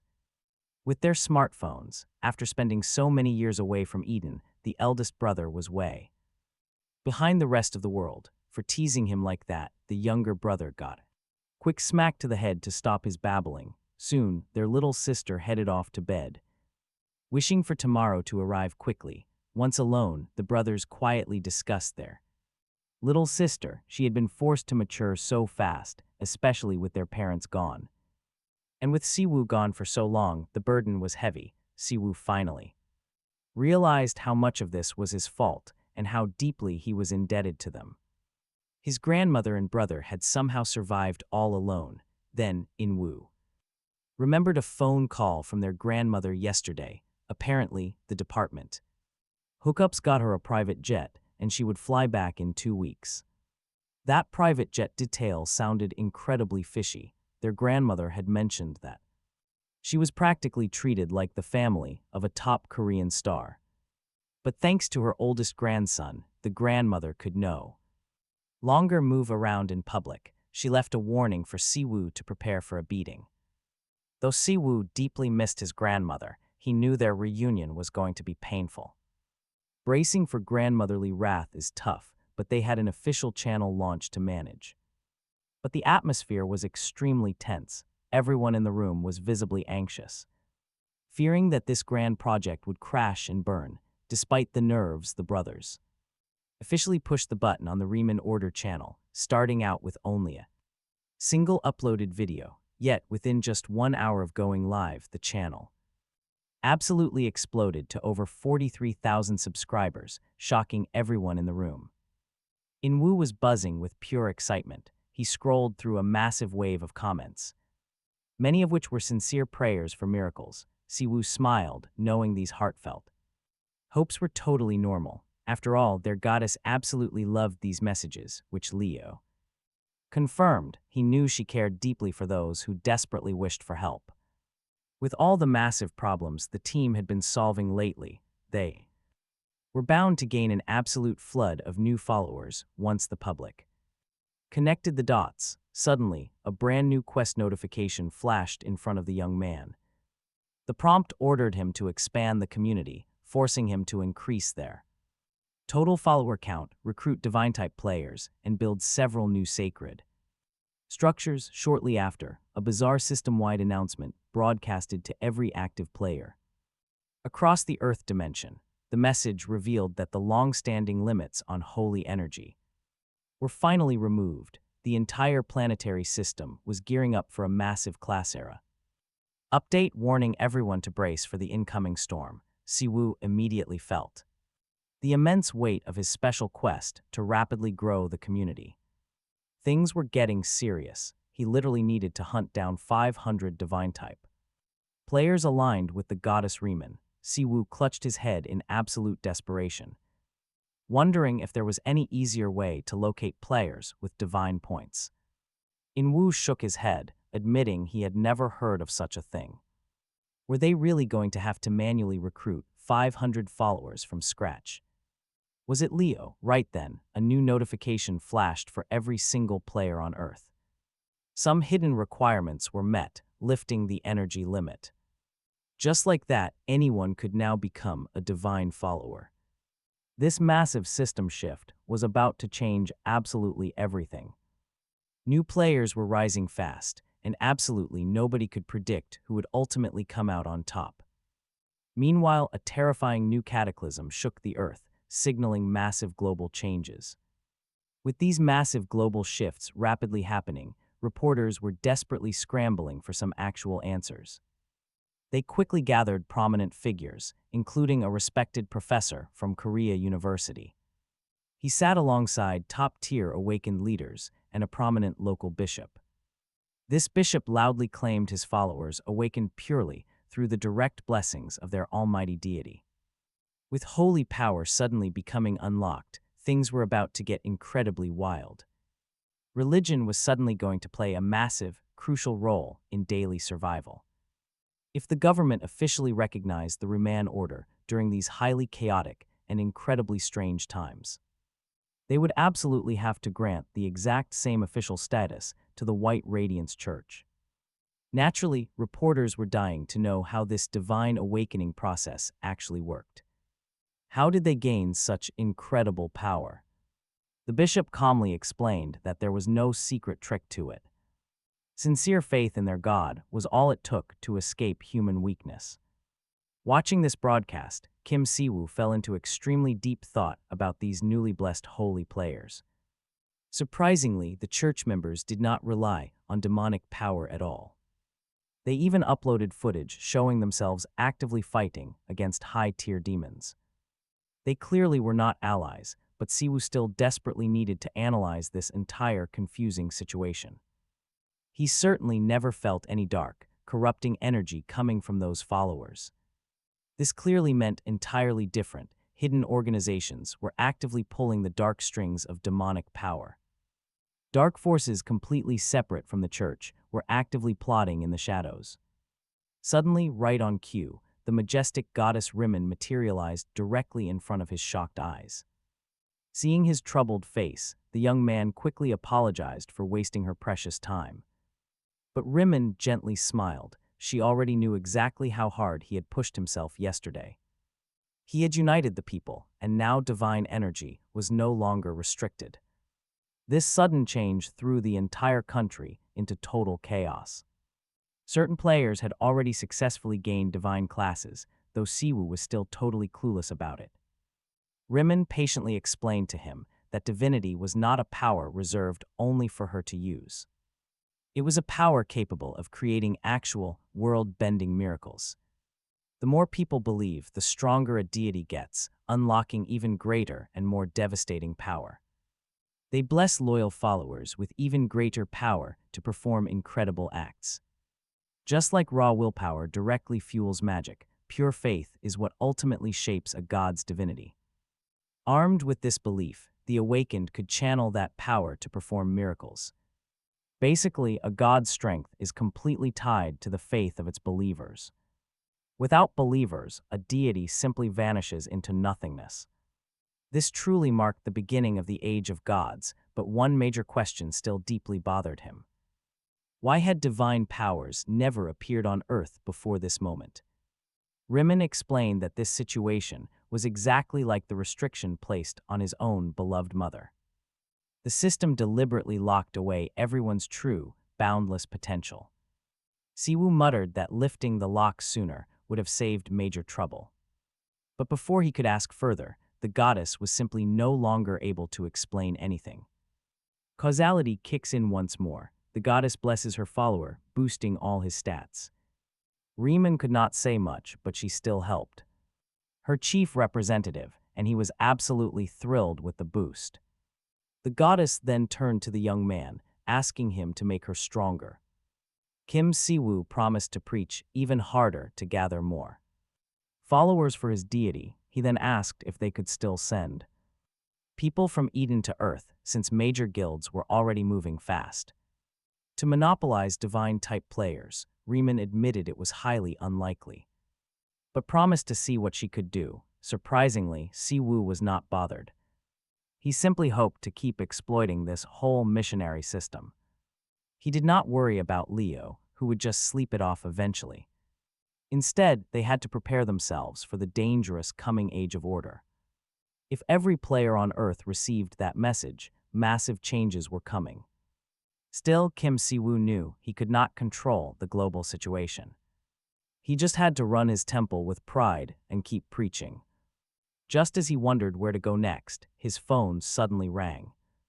He received an urgent warning about a massive horde of invading orcs. An unbelievable number of aggressive orc tribes had suddenly materialized nearby. 5 years ago, after his disappearance, North Korea fell to dimensional rifts. Now the northern peninsula was nothing but a breeding ground for monsters. The northern peninsula was crawling with monsters. Choi Seo-jin was absolutely furious. He wondered if those damn pigs had lost their minds, marching south. Yet he found the chaos amusing, asking what Papa Kim thought of it. Soon, representatives from all major guilds gathered to discuss a defense plan.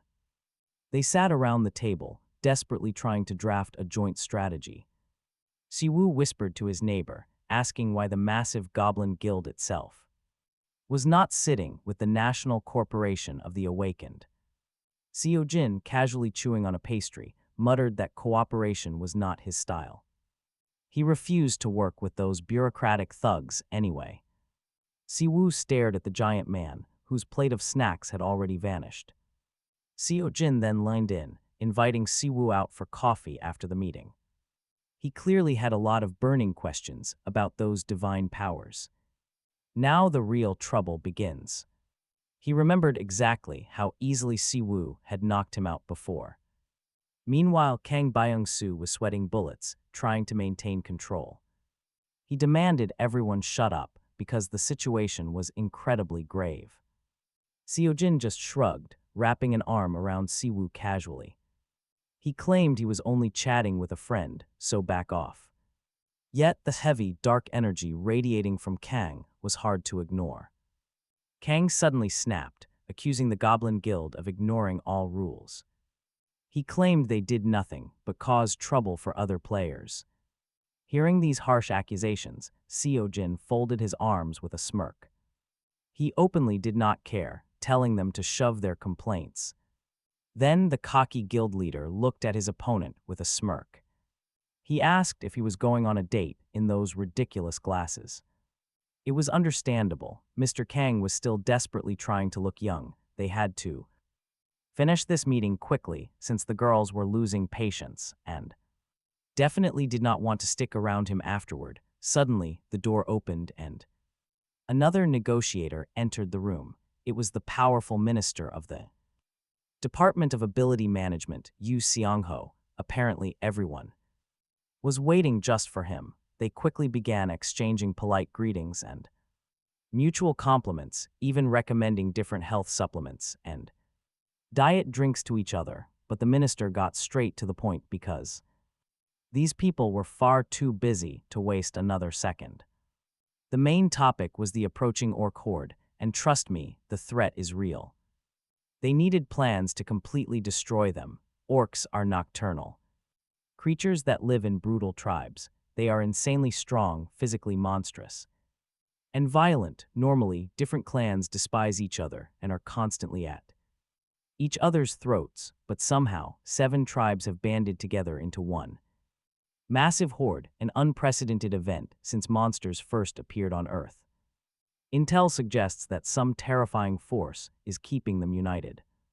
Kim Si-woo realized this was a first for Earth, though he had dealt with these exact beasts back in Eden. This was a rare type of orc, born with the innate power to dominate others and channel their mindless rage into a single devastating army. The military called this creature the Orc Lord, and they finally had some solid intel on him. Reports stated this Orc Lord had gathered nearly 100,000 beasts under his banner, triggering a level 1 emergency alert. Instantly, everyone in the room stood up in pure shock at that terrifying number. 100,000 orcs. To make matters worse, they are carving distinctive tribal tattoos on their arms. 7 different symbols are clearly visible. Kim Si-woo explained that an orc lord vastly outclasses regular orcs in physical strength. In fact, he had already slain one before. Once a lord rises, the traditional tribal hierarchies vanish, forcing all different clans to follow his lead. When a true lord commands, every single orc instinctively falls into line. But then one of the smug guild leaders scoffed that Kim Si-woo had only just returned and knew nothing about earthly monsters. Instead of acting like an expert, he should just step back and leave the fighting to the actual professionals, a much safer choice for his holiness. Kim Si-woo was furious. He strongly suspected this particular guild leader had illegally taken over the state-regulated 0 point, but he could not prove it yet. Naturally, the Goblin Guild leader jumped in to agree, barking that no one had the right to disrespect Pope Kim. He added that these orcs were an absolute nightmare. They would crush everything in their paths, and simply flapping wings and begging would not save anyone. Kim Si-woo was reaching his absolute limit. If the minister were not present, he would have thrashed this arrogant fool, who kept trying to provoke him. Meanwhile, Cho Seo-jin was secretly thrilled. They wanted blood. They wanted Kim Si-woo to fight. Instead, Minister Yu Seong-ho interrupted. He spoke directly to the young man. He had a serious question. Since Kim Si-woo had faced this lord before, maybe he knew a way out. Si-woo had a simple answer. They just needed to kill him. Just take down the overlord. Otherwise, the sacrifices would be far too high.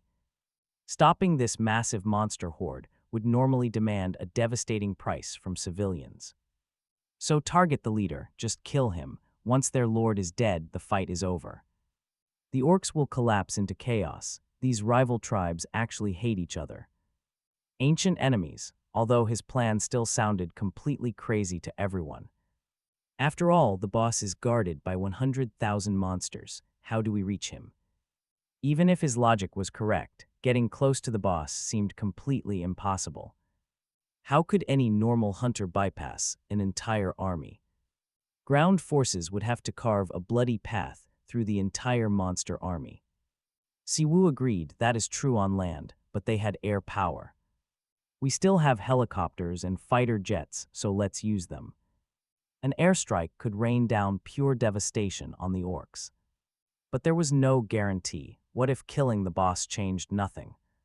The officer hesitated. Why risk a top hunter on a wild gamble? To him, Si-woo wanted to sacrifice soldiers for the sake of others. He believed the hunter valued livestock and civilians over military lives. Si-woo scoffed. If the military had no real solutions, then they should keep their useless opinions to themselves and shut up. He never suggested sending soldiers. He was going to handle this entirely alone. Dead silence. You could literally hear a fly buzzing in the room. Si-woo added that the media loved to exaggerate his power anyway. This was his chance to prove those claims wrong, once and for all. If anyone had an objection, they should speak up right now. Otherwise, he wanted them to get a helicopter prepped and ready for immediate takeoff. He had always believed that aggressive offense is the absolute best defense. Soon the helicopter was prepped, but doubts still filled the air. Nobody believed the young priest would actually fly in by himself. But Si-woo smiled. Do not worry, this will be over fast. Very fast. He was actually in an incredibly great mood today. Up there in the sky, he could finally breathe some fresh air for once. He used to ride a griffin back then, which left the pilot staring in shock. Si-woo shrugged, admitting that flying on a griffin was actually pretty uncomfortable. Helicopters were much better. Still, the pilot felt deeply anxious. The pilot confessed his worry. Si-woo had completely refused to use the heavy artillery. He refused the anti-aircraft gun. Si-woo simply laughed, assuring them he had a solid plan and some very interesting skills. With that, the young priest walked right up to the helicopter. He placed his hand on the metal to activate his powers. Using his house of light, a brilliant blessing enveloped the aircraft. The effect was powerful. No monster would dare approach them now. Nearby, Seoul Seung kept the camera rolling to capture everything. Right now, having survived that doppelganger mess, he was ready.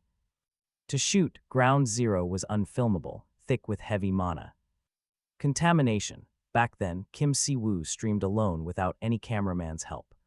To record his broadcast, but in the lost lands past the ceasefire line. Recording would not be an issue, since competition was fierce. He needed to pull in massive views with a livestream. Si-woo titled the broadcast something crazy like fighting 100,000 orcs alone or flying in by helicopter. He simply could not survive without some clickbait. Kim Si-woo looked over at his cameraman and tried to calm him down, promising it would all be over soon. Si-young was literally shaking with absolute terror. He whimpered that the safest place was right next to Kim's dad. It turned out the guy was actually incredibly honored. To do this job, he thanked Mr. Kim Si-woo from his very core for the opportunity, feeling completely ready to risk his life for Goddess Ruman. Kim Si-woo was slowly realizing that Earth had way more fanatics than he thought, all ready to believe in anything and throw their entire souls into blind faith, regardless of that. The helicopter finally took off, aiming straight for the lost lands where wyverns swarmed the skies, but within just a few moments, the chopper was gliding in total, quiet solitude. It was almost unbelievable. But they somehow managed to completely avoid those giant flying lizards. Soon the pilots radioed in 5 minutes until they hit the zone. Si-woo was deeply focused and ready, just as they awakened. Kim Si-woo warned, those flying monsters did not even try to approach the helicopter while the orcs marched toward the border, completely focused. Meanwhile, the Minister of Ability Management was watching this flight live. He quietly admitted he never expected a live feed of an airstrike on Mutuba, and was even prepared to write a formal apology if he was wrong. Kim Si-woo offered to shut down the stream if the minister was that worried. And honestly, can you blame him for wanting to show off? The kid insisted on broadcasting to prove his absolute power to the world. Right now, it was best to simply trust him and not interfere. Kim Dong-sik silently agreed with his boss. Up until now, this anomalous awakened had been a massive asset to their department. But a single failure here puts all the blame on the minister. That would completely ruin the reputation of their entire department. Yet Yu Seong-ho remained entirely calm through it all. If a genius like him can't stop this, then nobody else can. Meaning the monster horde wins anyway, so who cares about reputation then? Whether he streams this battle or not changes absolutely nothing. If he fails, they are doomed anyway, so why not raise the stakes? It had been years since the powerful private guilds grew much stronger than the government's own squad of awakened. The state lacks the resources to keep this massive national coalition in check. And they definitely lack the strength to survive their wrath. Influence, you see, Kim Sa-woo is not an employee of the Department of Ability Management, and he is not part of the awakened corporation either. First and foremost, we must look at why both sides independently classify these returnees, specifically those with a catastrophe rank. After all, they could simply be called S-rank players, but they are not catastrophe rank. Returnees are people who played a massive role in their original worlds. Before returning to Earth, it did not matter if they were good or evil. But they are all insanely powerful. They can literally shift the world order. It makes sense that they have absolutely zero interest in bowing down to the authorities after returning to their homeland. Of course, every returnee is different, and that is how they avoid massive conflicts within the country. That is precisely why they are labeled catastrophes. However, even their power can be measured. Whereas with the bizarre class of players known as Anomalies, everything becomes completely unpredictable, and so conflict is inevitable. It is up to government agencies to channel this conflict. For the sake of national interest, Kim Dong-sik realized his boss was suggesting they use Kim Sa-iwu to keep the awakened corporation in check. But the minister did not see this as exploitation. After all, Sa-iwu willingly chose to help them over other players. Honestly, the government is completely powerless right now, so they must use every option. They cannot give up on anything. After that, the men read the live stream comments. People did not believe it was possible to survive these massive monster hordes, and panic was already spreading. The minister knew there was no way out. They just had to humbly accept the outcome, whatever it is, and pray that Kim Sa-iwu succeeds in his mission. Meanwhile, the helicopter reaches the operation zone and they quickly spot a unique orc, the Great Lord. Kim Sa-iwu shows the Great Lord to the viewers, warning them that this monster is incredibly dangerous and completely different from ordinary orcs. Standing in the chopper, Kim Sa-iwu tells the viewers he is about to jump down for a closer look. He even takes a moment to plug his official channel for the Rimmon Order, asking everyone to like, subscribe, and comment. Then, without even grabbing a parachute, Kim Sa-iwu dives right out of the helicopter like a blazing shooting star. Honestly, who could ever forget a legendary entrance like that? The smoke clears and our savior steps out completely safe and sound, though he silently complains that his knees are definitely not what they used to be back in his younger days. He should watch that. Sa-iwu looks up at the massive orc, who is even more towering than he originally thought, but then the young man notices something strange. This orc lord looks incredibly familiar. Just then, the beast actually speaks. The beast is totally lost right now. In the future prophesied to him, there was never any mention of someone like Kim Sa-iwu appearing. Instead, he sees a player radiating a repulsive, hostile energy toward his entire race. Sa-iwu has definitely heard this kind of talk before. He realized these monster lords never act alone. Instead, they are actually created by a strange, alien demonic energy. First came the wyvern, then the scary lick, and finally that tricky doppelganger they faced. Now he knew for absolute certainty this was Lucifer's demonic energy. He was the king of pride before, but now he ruled over the Wrath faction. The powerful orc lord refused to explain why these demon kings wanted to invade Earth. Everything was simply playing out to fulfill a grand, preordained destiny. And right now, this brutal beast was fully prepared to slaughter the human warrior. He swung a massive axe that split the solid ground like a bar of chocolate. But Kim Sa-iwu easily leaped completely out of harm's way, totally untouched. The young man noted that this creature's physical strength and demonic power were terrifying. This was definitely a major threat he had to take seriously. The giant demon raised his heavy weapon, preparing to strike again. That was when Sa-iwu struck. He unleashed bright, divine power upon the monster, shielding itself with an axe. He leaped backward instantly. He realized this beast was much better at defense than he expected. Back in Eden, this orc lord would be ranked among the absolute strongest. The beast roared in defiance. He declared that their total war against humanity had officially begun and nothing would stop them.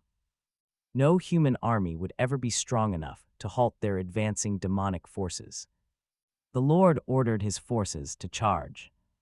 Kim Sa-iwu just watched them calmly, completely unfazed by their numbers. Since demonic energy is fueled by despair, he could use that to his absolute advantage. He saw a clear way to wipe them out before they got stronger. But he was mostly thinking about his channel. He desperately wanted to reach 10 million views, so he paused to take a selfie. He wanted the perfect preview thumbnail, but the raging orc lord just kept yelling. The beast wanted a fight. Now the giant boss promised to personally crush this arrogant human to pieces. Sa-iwu told him to chill. He usually loved dramatic fights, but today he needed some good footage. He wanted some cool footage of different orcs to show off to his beloved subscribers. But looking at their dumb faces, he realized they ruined the shot. They were just too hideous. Honestly, he did not mind cowardice, since fear is natural for both humans and beasts.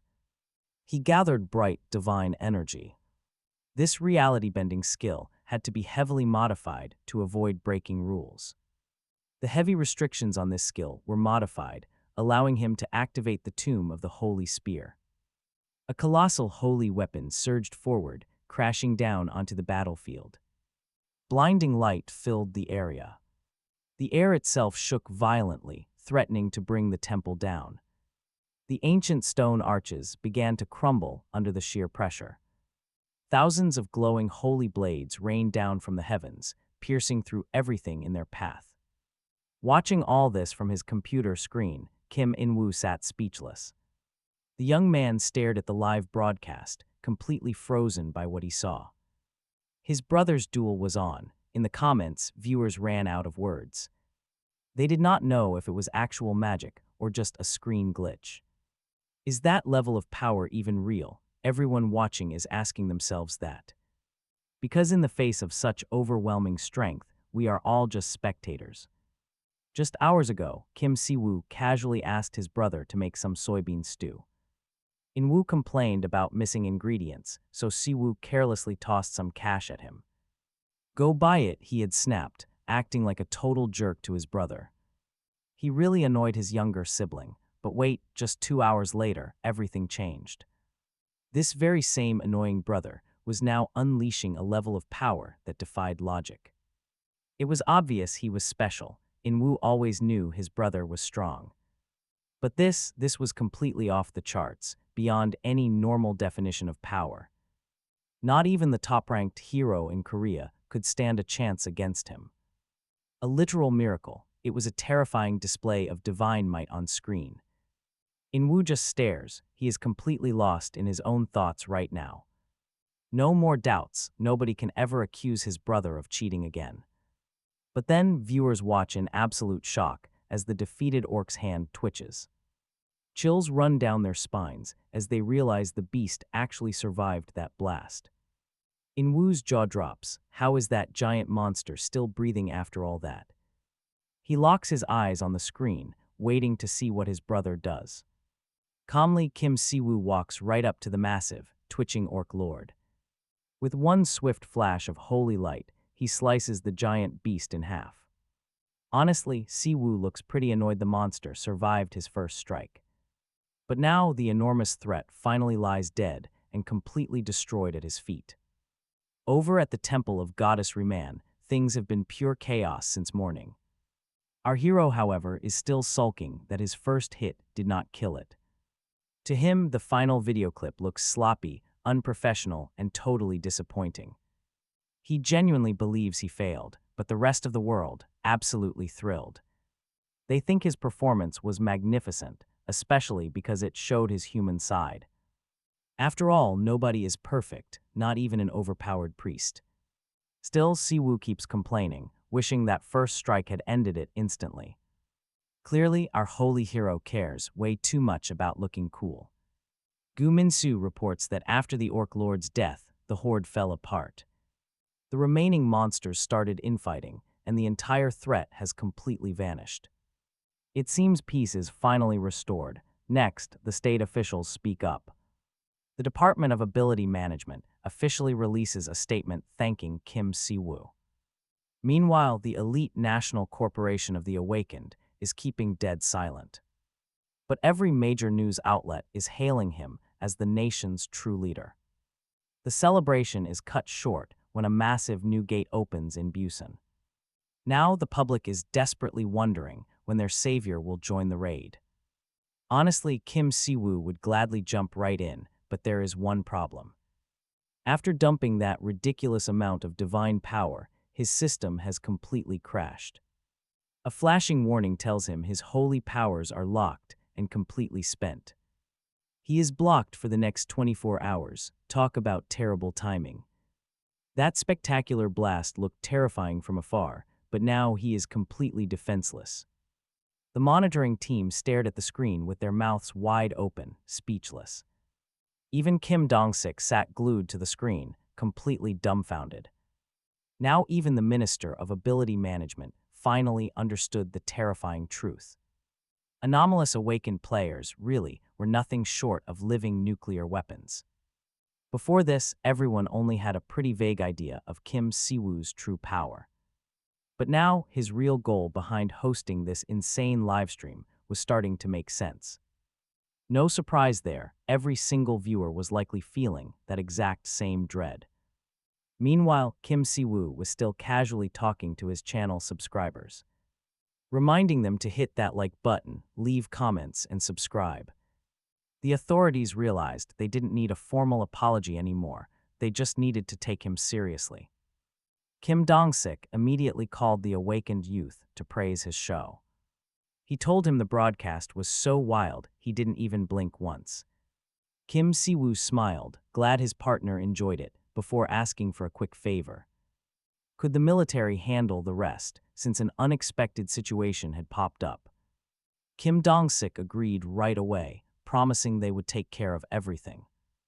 After all, Kim Si-woo single-handedly stopped the horde, and now the boss was flying out. He was heading to China to negotiate over the moving orc forces. A promised callback would summarize everything. With that, they both hung up.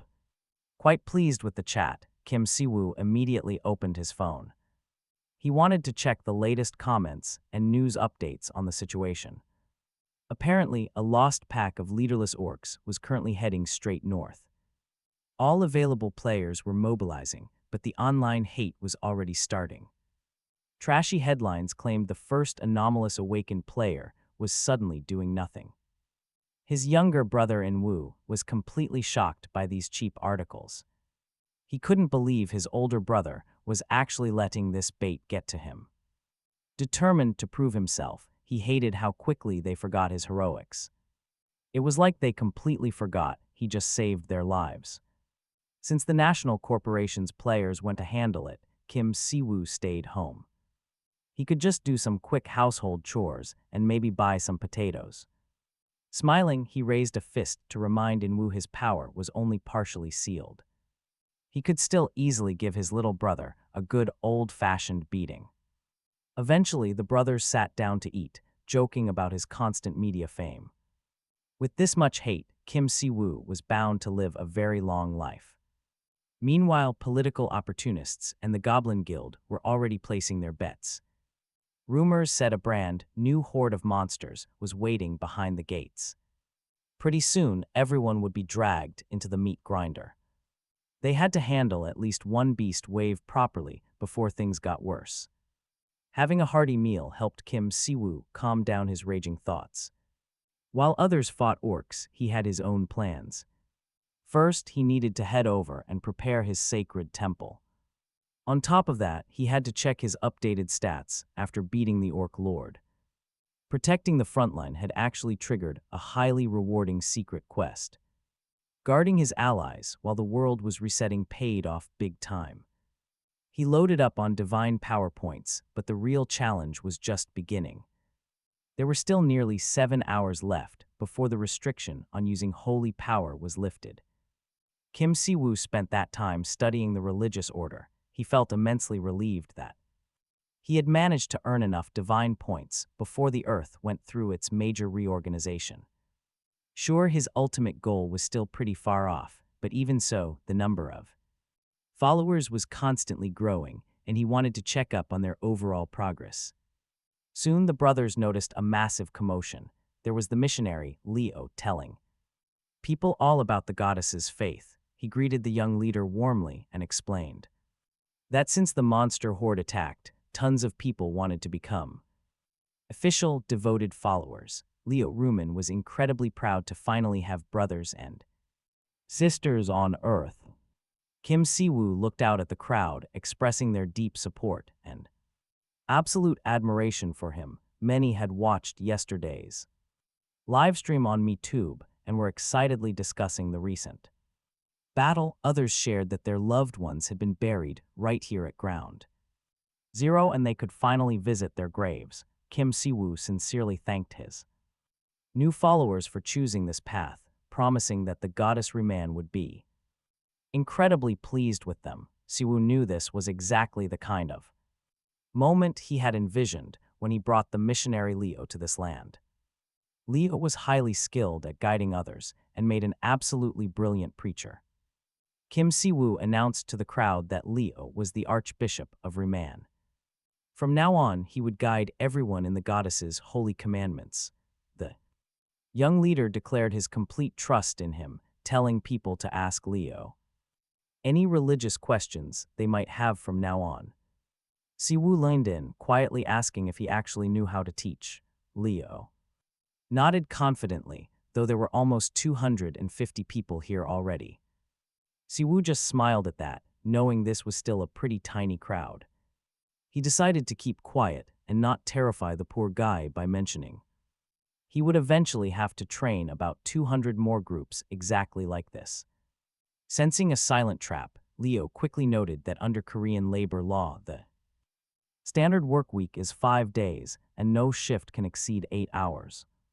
Si-woo just laughed and reassured him, promising the goddess would soon send more reinforcements from Eden to help train the new believers. They just had to hold out a bit longer. Meanwhile, Inwoo could always sense exactly when his brother was bluffing. All this talk of divine helpers sounded like a complete lie, and honestly, who can blame him? There was still the massive financial issue to worry about. The group was growing, and they needed real money. Inwoo calculated that daily living expenses and basic admin costs would require serious funding. Even their MeTube income would eventually hit a hard ceiling and stop providing a steady flow, yet Si-woo insisted he had zero plans of using that video money, leaving his brother to immediately imagine them standing out on the streets begging for spare change. Si-woo quickly clarified he meant official donations. He had planned this from the start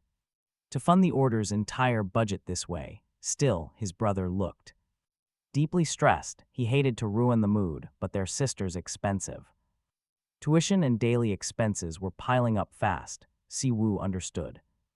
Inwoo was extremely worried, and honestly, his concerns made total sense. Si-woo did not want to reveal his secrets too early, but he decided to share just enough to calm his younger brother down. He wanted to stop any more annoying questions in the future. Nobody knows what Si-woo whispered next, but Inwoo's face changed instantly. He looked completely shocked by whatever his older brother had just said. Inwoo immediately questioned how legal this was, since they were basically running a real business. Si-woo quickly warned his brother to watch his mouth and not blaspheme. If Leo caught them talking like that, they would be in serious trouble. Si-woo then explained how these holy stones actually worked. They could turn them into items and bless them in a special building. That process would officially transform these ordinary items into genuine sacred relics. Si-woo built the House of Illumination, spending 5,000 divine points. Within moments, the glowing sanctuary materialized right before the brothers. This holy temple structure was where they would craft their sacred items. Inwoo finally realized exactly where his brother planned to make the bracelets. The guild master examined the holy stones and was absolutely thrilled. He had never laid eyes on a material like this in his life. The head craftsman admitted he was dying to start working with these unique stones. Si-woo lied a bit, saying he met a powerful figure to acquire them. Best of all, they were completely stable and would not explode like mana stones. They were totally safe, and Si-woo wanted the craftsman to build his order. The expert smiled. With his legendary crafting skills, this would be incredibly easy. It was also a massive honor for their association. Partnering with the famous Ruman Order was a huge deal for them. The guild master promised to deliver absolutely flawless results to prove himself. They wasted no time and officially signed the contract right then and there. Si-woo was thrilled, confident that everything was moving along beautifully. His brother, however, still felt like they were running a massive scam. Before long, the order's first major product was finally complete. A sleek bracelet that naturally boosted a person's recovery. Honestly, with a product like this, their money troubles were officially over. It cured exhaustion, improved circulation, and practically erased physical pain. Even Siwoo had to admit it looked like a total gimmick. It resembled those fake health bands sold in normal shops.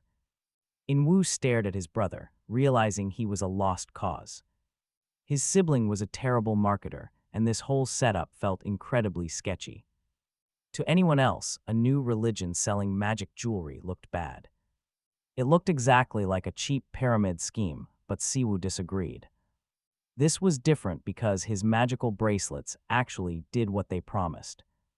The blessing on them actually relieved fatigue and healed the body. But for the magic to work, a priest had to bless them first. Now they could easily send their little sister to any school she wanted. As the world fell apart, the Remand Order looked more like a cult daily. Then a sudden problem hit Siwoo. He could not actually bless them yet. His divine magic has strict limits. That is when missionary Leo steps in to save the day once again, effortlessly taking over this massive new business project. Pure exploitation, Inwoo realizes his brother is treating Leo like a scapegoat. But Siwoo shrugs it off. There is nothing he can do about it. Then a flash, the goddess is sending an oracle. The second the goddess connects, Inwoo starts screaming his lungs out. He screams that Siwoo is working poor Leo to death. Literally working 24/7, the man gets zero breaks. Goddess Remand chimes in, saying she arrived right on time. Her preparations are finished, meaning she can send a holy knight through the gate. Siwoo just needs to purchase him through his system shop interface. Then the gate opens, and right on cue, a notification flashes. The Paladin commander is finally unlocked and ready for purchase. But then he sees the price tag. It is absolutely insane. The upgrade costs as much as a brand new building. Talk about a massive cash drain. He would be totally broke without those hidden quest rewards. Yet to keep Leo from collapsing, he has no choice. So he pays the divine points and waits to see what happens next. But first, he asks the goddess for an early warning about the gate. The last summon caused massive problems, and he wants no more surprises.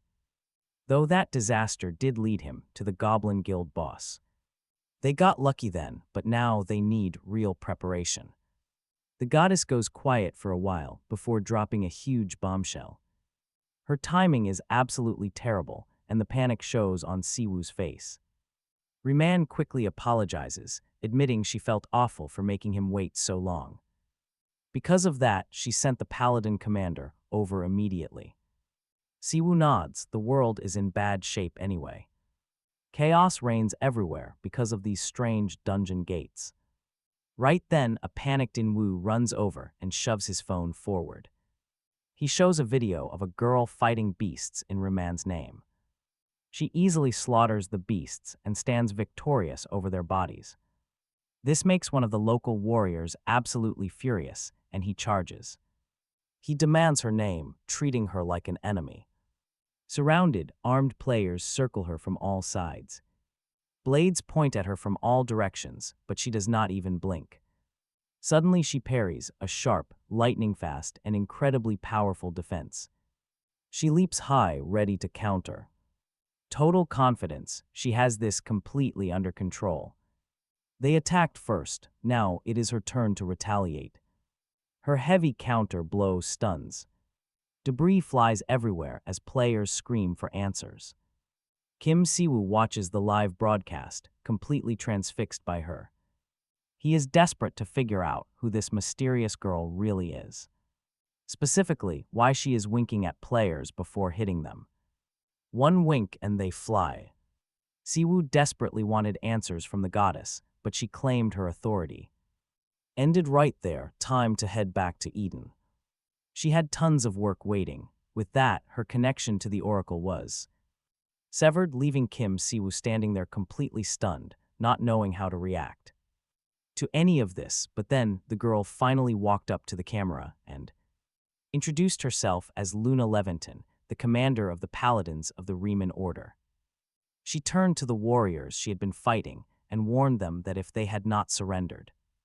Yet she strongly recommended they do it now. The Kim brothers realized they were in massive trouble. This girl was actually third in command of the Paladins, and Luna was a legendary figure within the Paladins, known as one of their absolute strongest fighters, while some call the missionary Leo a mad dog. Luna has a brutal nickname, the Bloody Saint, on the battlefield.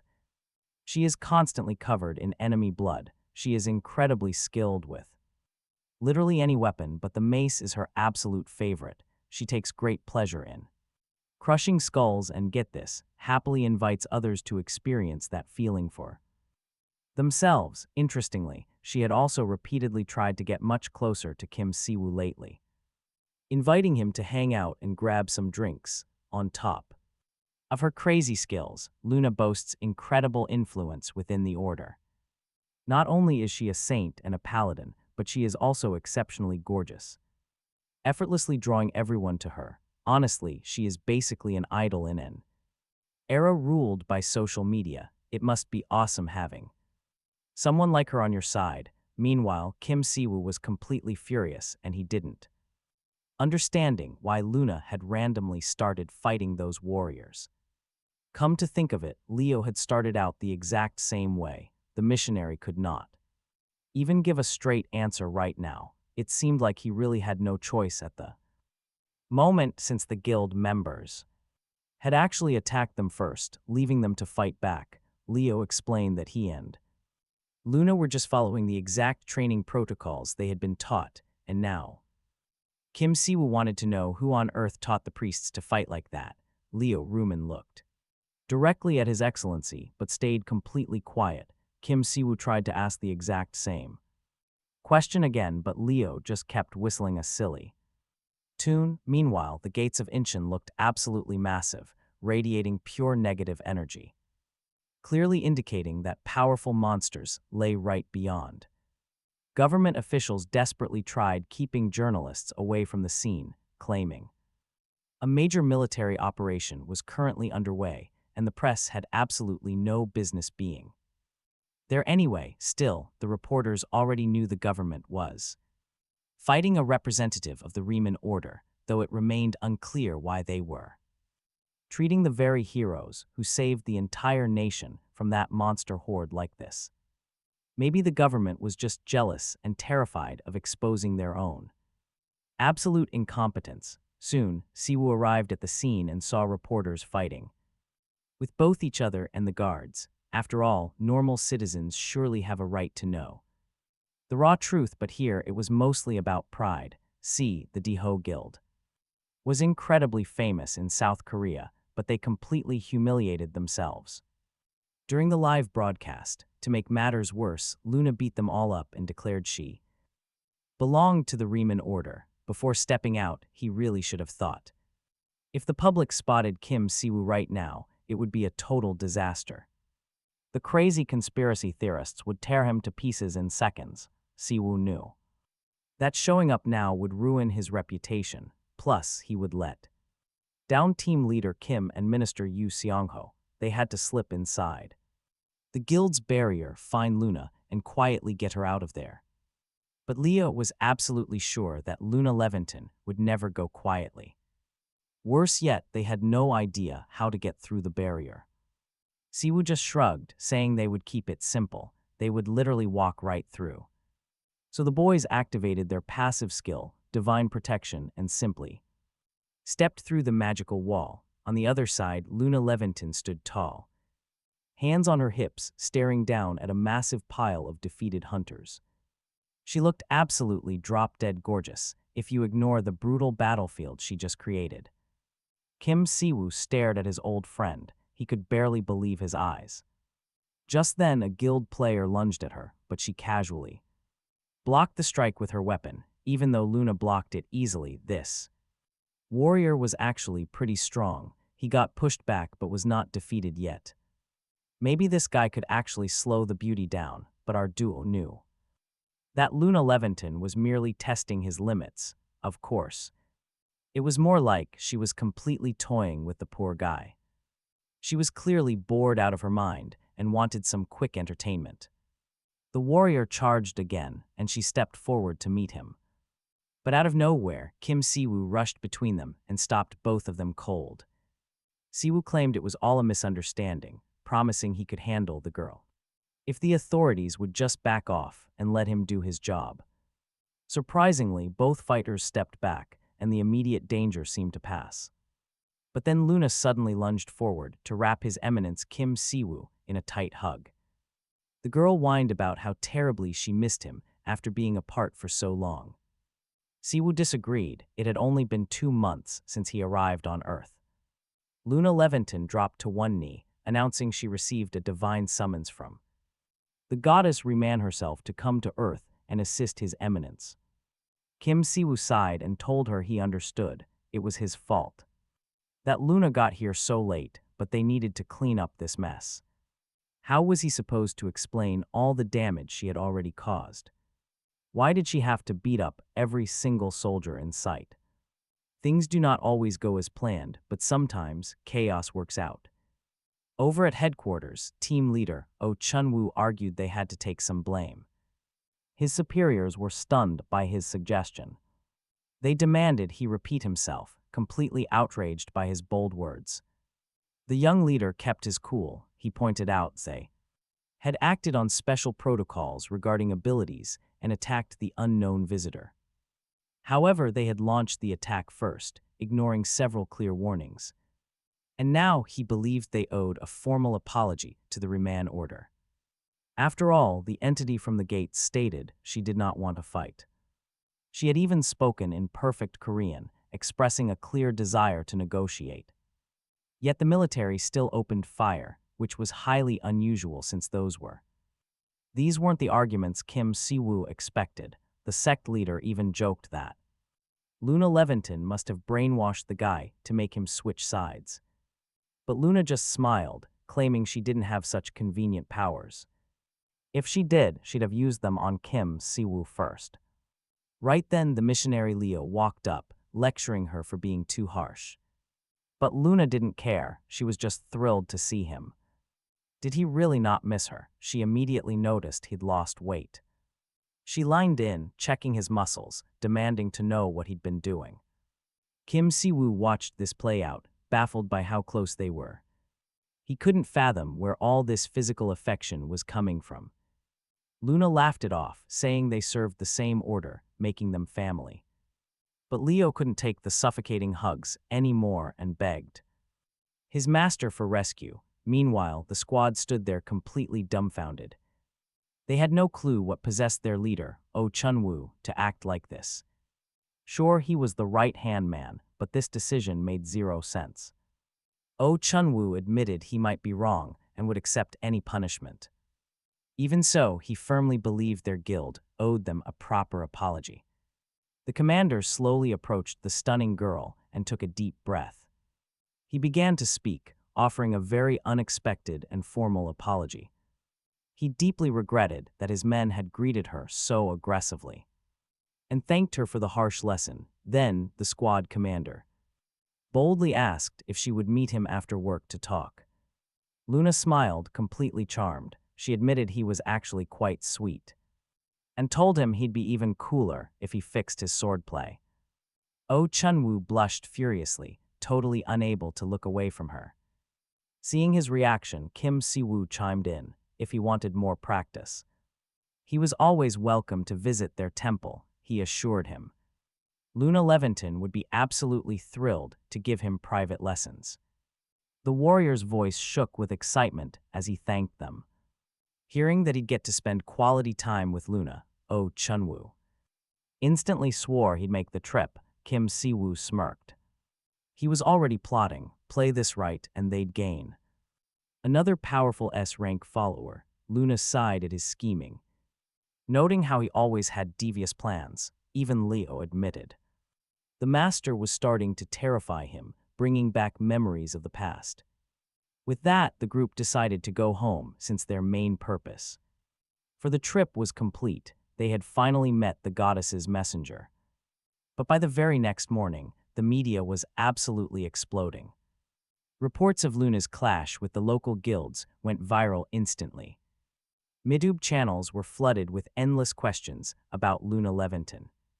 Every news article comment section begged to know more about this mysterious new member of the Riemann Order. Her drop-dead gorgeous looks, combined with elite fighting skills, instantly turned her into a massive internet celebrity, since Midtube was still the ultimate hub for hype. Having someone as captivating as Luna was a massive jackpot for them. That gives their entire order a massive advantage, but one major problem still cannot be ignored. Siwoo steps right into the room with his typical calm. There lies the gorgeous redhead on the couch, completely obsessed with everything about our Earth. Honestly, she is just annoyed she did not get here sooner.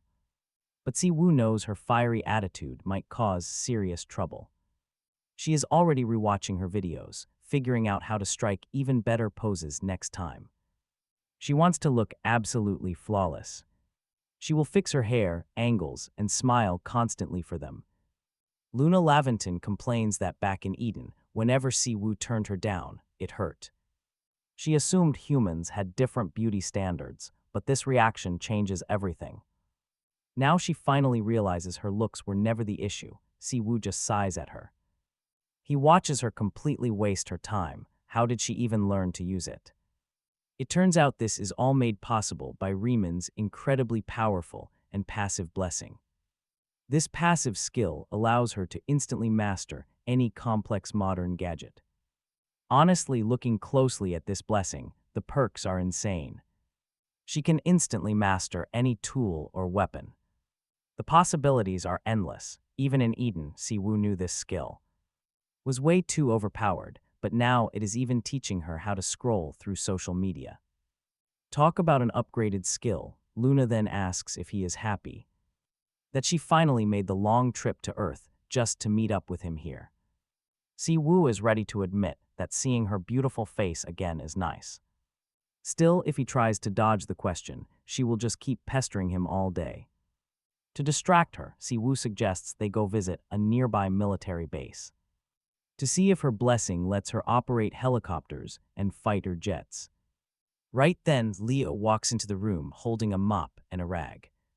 Seeing them chatting so closely immediately makes him feel like a total awkward third wheel.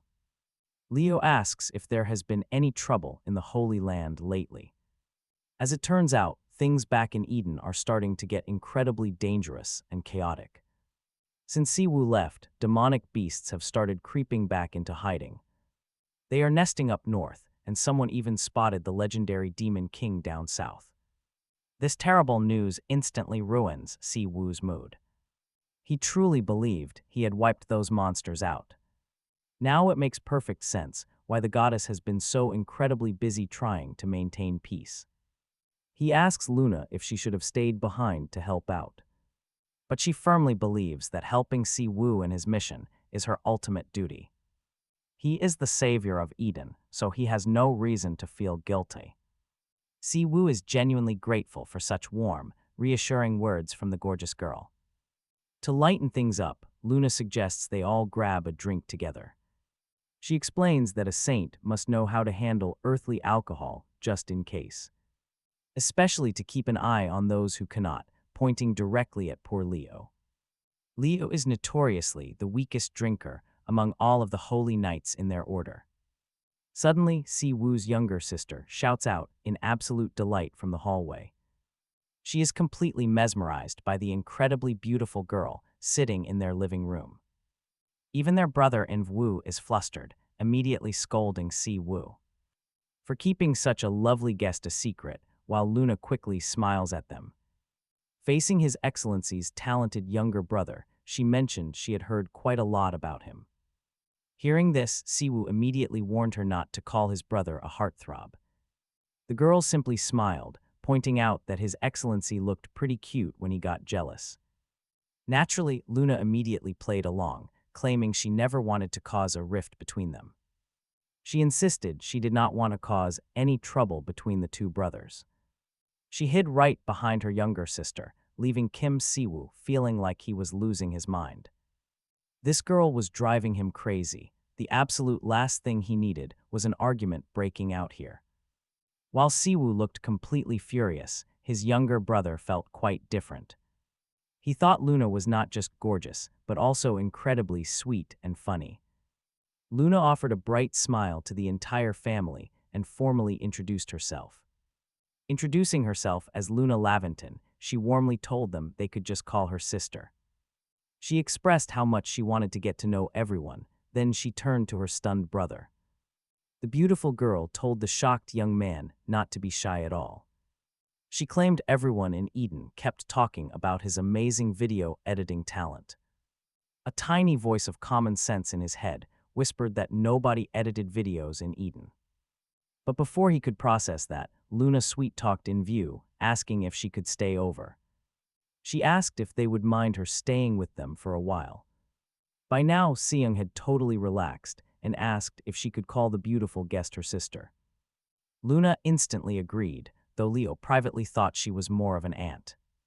Leo privately felt Luna was much more like an aunt. He did not really understand why that suddenly turned him into an uncle, while Kim Siwoo watched them. He quietly looked over the whole group. This was the moment his Earth family met Eden. Their closest relations had finally gathered. The atmosphere was surprisingly peaceful and warm. The group spent the entire evening enjoying this pleasant, cozy vibe together. Naturally, everyone wished this sweet harmony would last forever, but get this, peace never lasts. Right then, demonic forces crashed in, demanding absolute obedience and service. Human warriors desperately tried to fight this terrifying monster, but they were completely outmatched. Realizing they stood absolutely no chance, the fighters had no choice but to run. Yet one brave man refused to back down, Cho Seojin, head of the Goblin Guild. His panicked men screamed at him, begging for a retreat. They knew none of their attacks could even scratch this massive beast. But the leader knew that running would mean the total destruction of their entire guild. He decided to face the creature alone, giving his men a chance to escape. He ordered his fleeing squad to immediately contact the head of the Rimmen Order for help. They needed to find Kim Siwoo. With that, the men sprinted away at full speed. Escaping the monster was crucial, but bringing Kim Siwoo back was their only real hope. Cho Seojin realized that Earth's primary scenario had completely shifted. Everything had been updated, and now, divine power was taking center stage.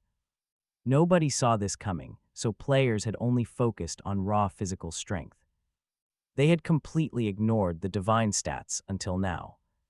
This new era on Earth belonged entirely to the Awakened. With mana overflowing everywhere, things were changing rapidly. Many thought the rise of holy power had happened way too late. But Christianity, Buddhism, and completely unknown faiths suddenly began to rise. This included completely new groups like the mysterious Order of the White Radiance. Reports rolled in about players who could wield holy power. After Luna Leventon's arrival, a massive wave of new recruits joined up, clearing up a major concern. Siwoo noticed a clear hierarchy already forming among them. Proving their coordination was solid, Luna stood before the crowd to speak, admitting that while their time on Earth had been short, they felt truly thankful to everyone who stepped up to join the Order of Goddess Rimmen, Kim. Siwoo scanned the fresh faces when a young boy suddenly caught his eye. The boy stood quietly inside the massive crowd, hands pressed together in deep prayer, completely lost in his own quiet devotion. Leo lined in, explaining that the kid was named Sunwoo, a recent recruit, who joined with his father, incredibly grateful that Kim Siwoo cleared the gates. In fact, Leo was pretty sure their leader had already sensed it too. This kid was built to be a prophet. Kim Siwoo honestly had not expected to find someone with such raw, unshakable faith in their ranks so early. Their footprint on Earth was barely established, and the boy was barely Sion's age. Right then, Leo turned directly to their leader, asking if he would be kind enough to say a few quick words. Words, since the devotees were practically starving for a word from Kim Siwoo. Young Sunwoo kept his eyes glued to their legendary leader as he stepped up. He began by sharing the old saying about giving a man a fish to feed him for a single day versus teaching him how to fish to feed him forever. Kim Si-woo declared they would never make empty promises just to squeeze out donations. Instead, their goal was to train every single member on how to properly harness and grow their own holy power. Kim Si-woo was not there to perform cheap miracles for them, but to show them how to perform their own. He truly believed this path would never fail them. As long as they trusted the goddess and their own strength, Luna and Leo were thrilled by his powerful speech, matching his deeply intense spiritual presence. Suddenly, a panic scream cut through the air as a desperate stranger burst inside, completely ignoring the guards as he shoved past everyone toward their leader. Kim Si-woo stared at the frantic fighter, realizing immediately that this bruised, desperate warrior belonged to none other than the Goblin Guild. The exhausted man collapsed to his knees, begging for help. His frantic words came out in a messy, panicked rush, but it was obvious something terrible happened. The messenger gasped out that their leader, Cho Seo-jin, was in grave danger. He went down at the Busan 0 point and honestly might already be dead. The messenger sobbed, begging Kim Si-woo to drop everything and save his boss. 3 of these deadly 0 points existed in Korea. The one in Seoul, where their holy temple now stood, had already been cleared by Kim Si-woo. The other 2 remaining danger zones were waiting in Daejeon and Busan. Now, we all know about the massive Busan Gate breach from 3 years ago, which had directly caused this active 0 point. While the mana contamination there was not quite as bad as Seoul, it remained incredibly lethal, sitting right in the middle of a major city. Back during that original disaster, the Goblin Guild had fought the hardest. Once they realized the 0 point linked straight to other worlds, Busan suddenly saw several more gates tear open. Because of their massive contribution, the Goblin Guild got first choice of gates. Surviving that massive breach earned them huge perks, and of course they were going to use every single one. Kim Si-woo knew this was how they controlled the players. But right after the Earth scenario updated, crazy new gates began to tear open across the entire globe. Even though Busan got hit too, the veteran Goblin Guild hunters barely batted an eye.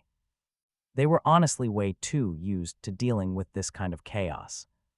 But just 2 days after setting up in Busan, things went south. The Goblin Guild suddenly hit a massive wall, receiving a desperate distress call from Cho Seo-jin. The crisis was so brutal that even legendary S-class hunters were completely overwhelmed. They were in deep. Arriving on the scene, Luna Laventon complained about Earth's ridiculously slow carriages. Commuting without teleportation magic seemed totally pointless.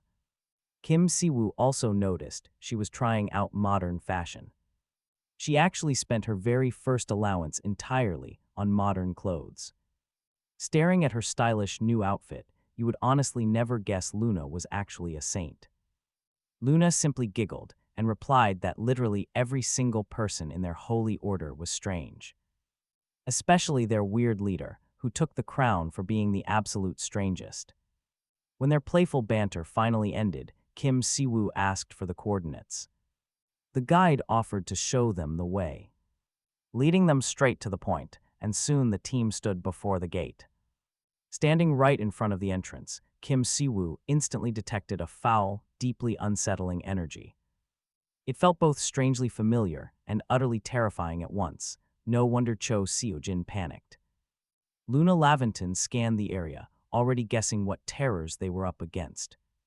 Kim Si-woo grimly confirmed her silent guess. Before their very eyes lay none other than the forbidden, deeply corrupted holy land of the heretics. This disgusting, corrupted holy power was actively making his skin crawl. A system alert confirmed it. They had found the chaotic fallen ruins. With the entire dungeon growing highly unstable, it was clear a brutal night lay ahead. Kim Si-woo locked in the main objective. They had to clear this place before a full breach To pull that off, they needed to smash the cores. They entered immediately, accepting several side quests, only to find themselves standing in the ruins of a completely abandoned city. The view was entirely different from anything Kim Si-woo had ever imagined seeing. This desolate ruin resembled neither Earth nor Eden, feeling like an alien void. Kim Si-woo wondered what a world would actually look like if humanity chose absolute destruction. It would probably look exactly like this, looted and abandoned. Si-woo noted this was classic for these wild dungeons, since it was a distorted pseudo-dimension. The scale of everything here was ridiculously massive. He knew the Order's leader was definitely sensing it too. Feeling this strange, holy power, maybe he can trace the boss monster of this dungeon. But Kim Si-woo quickly shakes his head, explaining his power is very specific. He only commands energy born from true faith in the goddess Ruman. If this energy belonged to her, tracking down the guild leader would be effortless. Instead, they are completely on their own, forced to scout the area blindly. Luna chimes in, noting this vibe is nothing like the sects of Eden. She wonders if they are dealing with some ancient deity from Earth instead. But Kim Si-woo doubts Earth has any such religions left. After all, holy energy only manifested on their home planet about 1 month ago. A massive religious order like this cannot just establish itself overnight. There simply has not been enough time for believers to build and abandon this. It is far more likely a sanctuary for some forgotten, nameless outer god. True holy power requires the genuine belief of a living being. Without life, faith cannot exist, yet the energy here is undeniable. This means somewhere in these ruins, something alive still believes. Finding this hidden worshipper is their only ticket to getting answers. But before they can search, a sudden noise echoes through the halls. Both of them immediately tense up, staring warily into the darkness. Right on cue, a massive horde of spectral figures materializes before them. Luna scans the area, muttering that her worst predictions are coming true. Legions of ghosts now block every path, completely surrounding the duo. They stand like sentinels in every single doorway of the ancient structures. Bad luck strikes again. Kim Si-woo is in a major pinch. To understand this, we have to look back 3 years into his past. Trapped in Eden, the endless fighting and crippling homesickness had broken him. The overwhelming pressure was too much, leaving the young man desperate for an escape. In his despair, he asked his patron if a deity could actually die. Ruman looked at him, asking if he truly wanted to end her life. She wondered if he still resented her for forcing him into their contract. She explained that gods are bound to the living, sustained solely by faith. If humanity completely forgets about them, they simply fade away into nothingness. When he asked what happens to forgotten gods, she gave a cryptic answer. She said that only in total oblivion can someone become a true god. Even though it made no sense then, 7 long years have passed since. Kim Si-woo still struggles to grasp the true meaning of divine death. Yet, remembering what his goddess once taught him, he suddenly realizes these miserable ghosts are failed candidates for godhood. Meanwhile, Luna is completely losing her mind, venting her absolute frustration. She rants about never seeing such incredibly creepy and suspicious monsters. The fact that these terrifying things carry holy power is completely bizarre to her. Kim Si-woo quietly advises his beautiful companion not to judge by appearances. She defends herself, pointing out that even he called them total freaks. But Kim Si-woo knows their goddess would only feel deep sorrow for them. She might be disappointed, but she would never turn her back on these lost souls. This sacred sanctuary has stood abandoned for so long it has turned to dust. Yet the souls who should have moved on to the afterlife are still here. They are bound to this world by glowing threads of divine energy from their god. It is a cruel mockery of the very mortals who put their faith in it. There is nothing sacred left in this place. Is this even divine power anymore? To Luna, the entire thing felt utterly repulsive. Letting an abomination like this reach the human world would mean absolute disaster.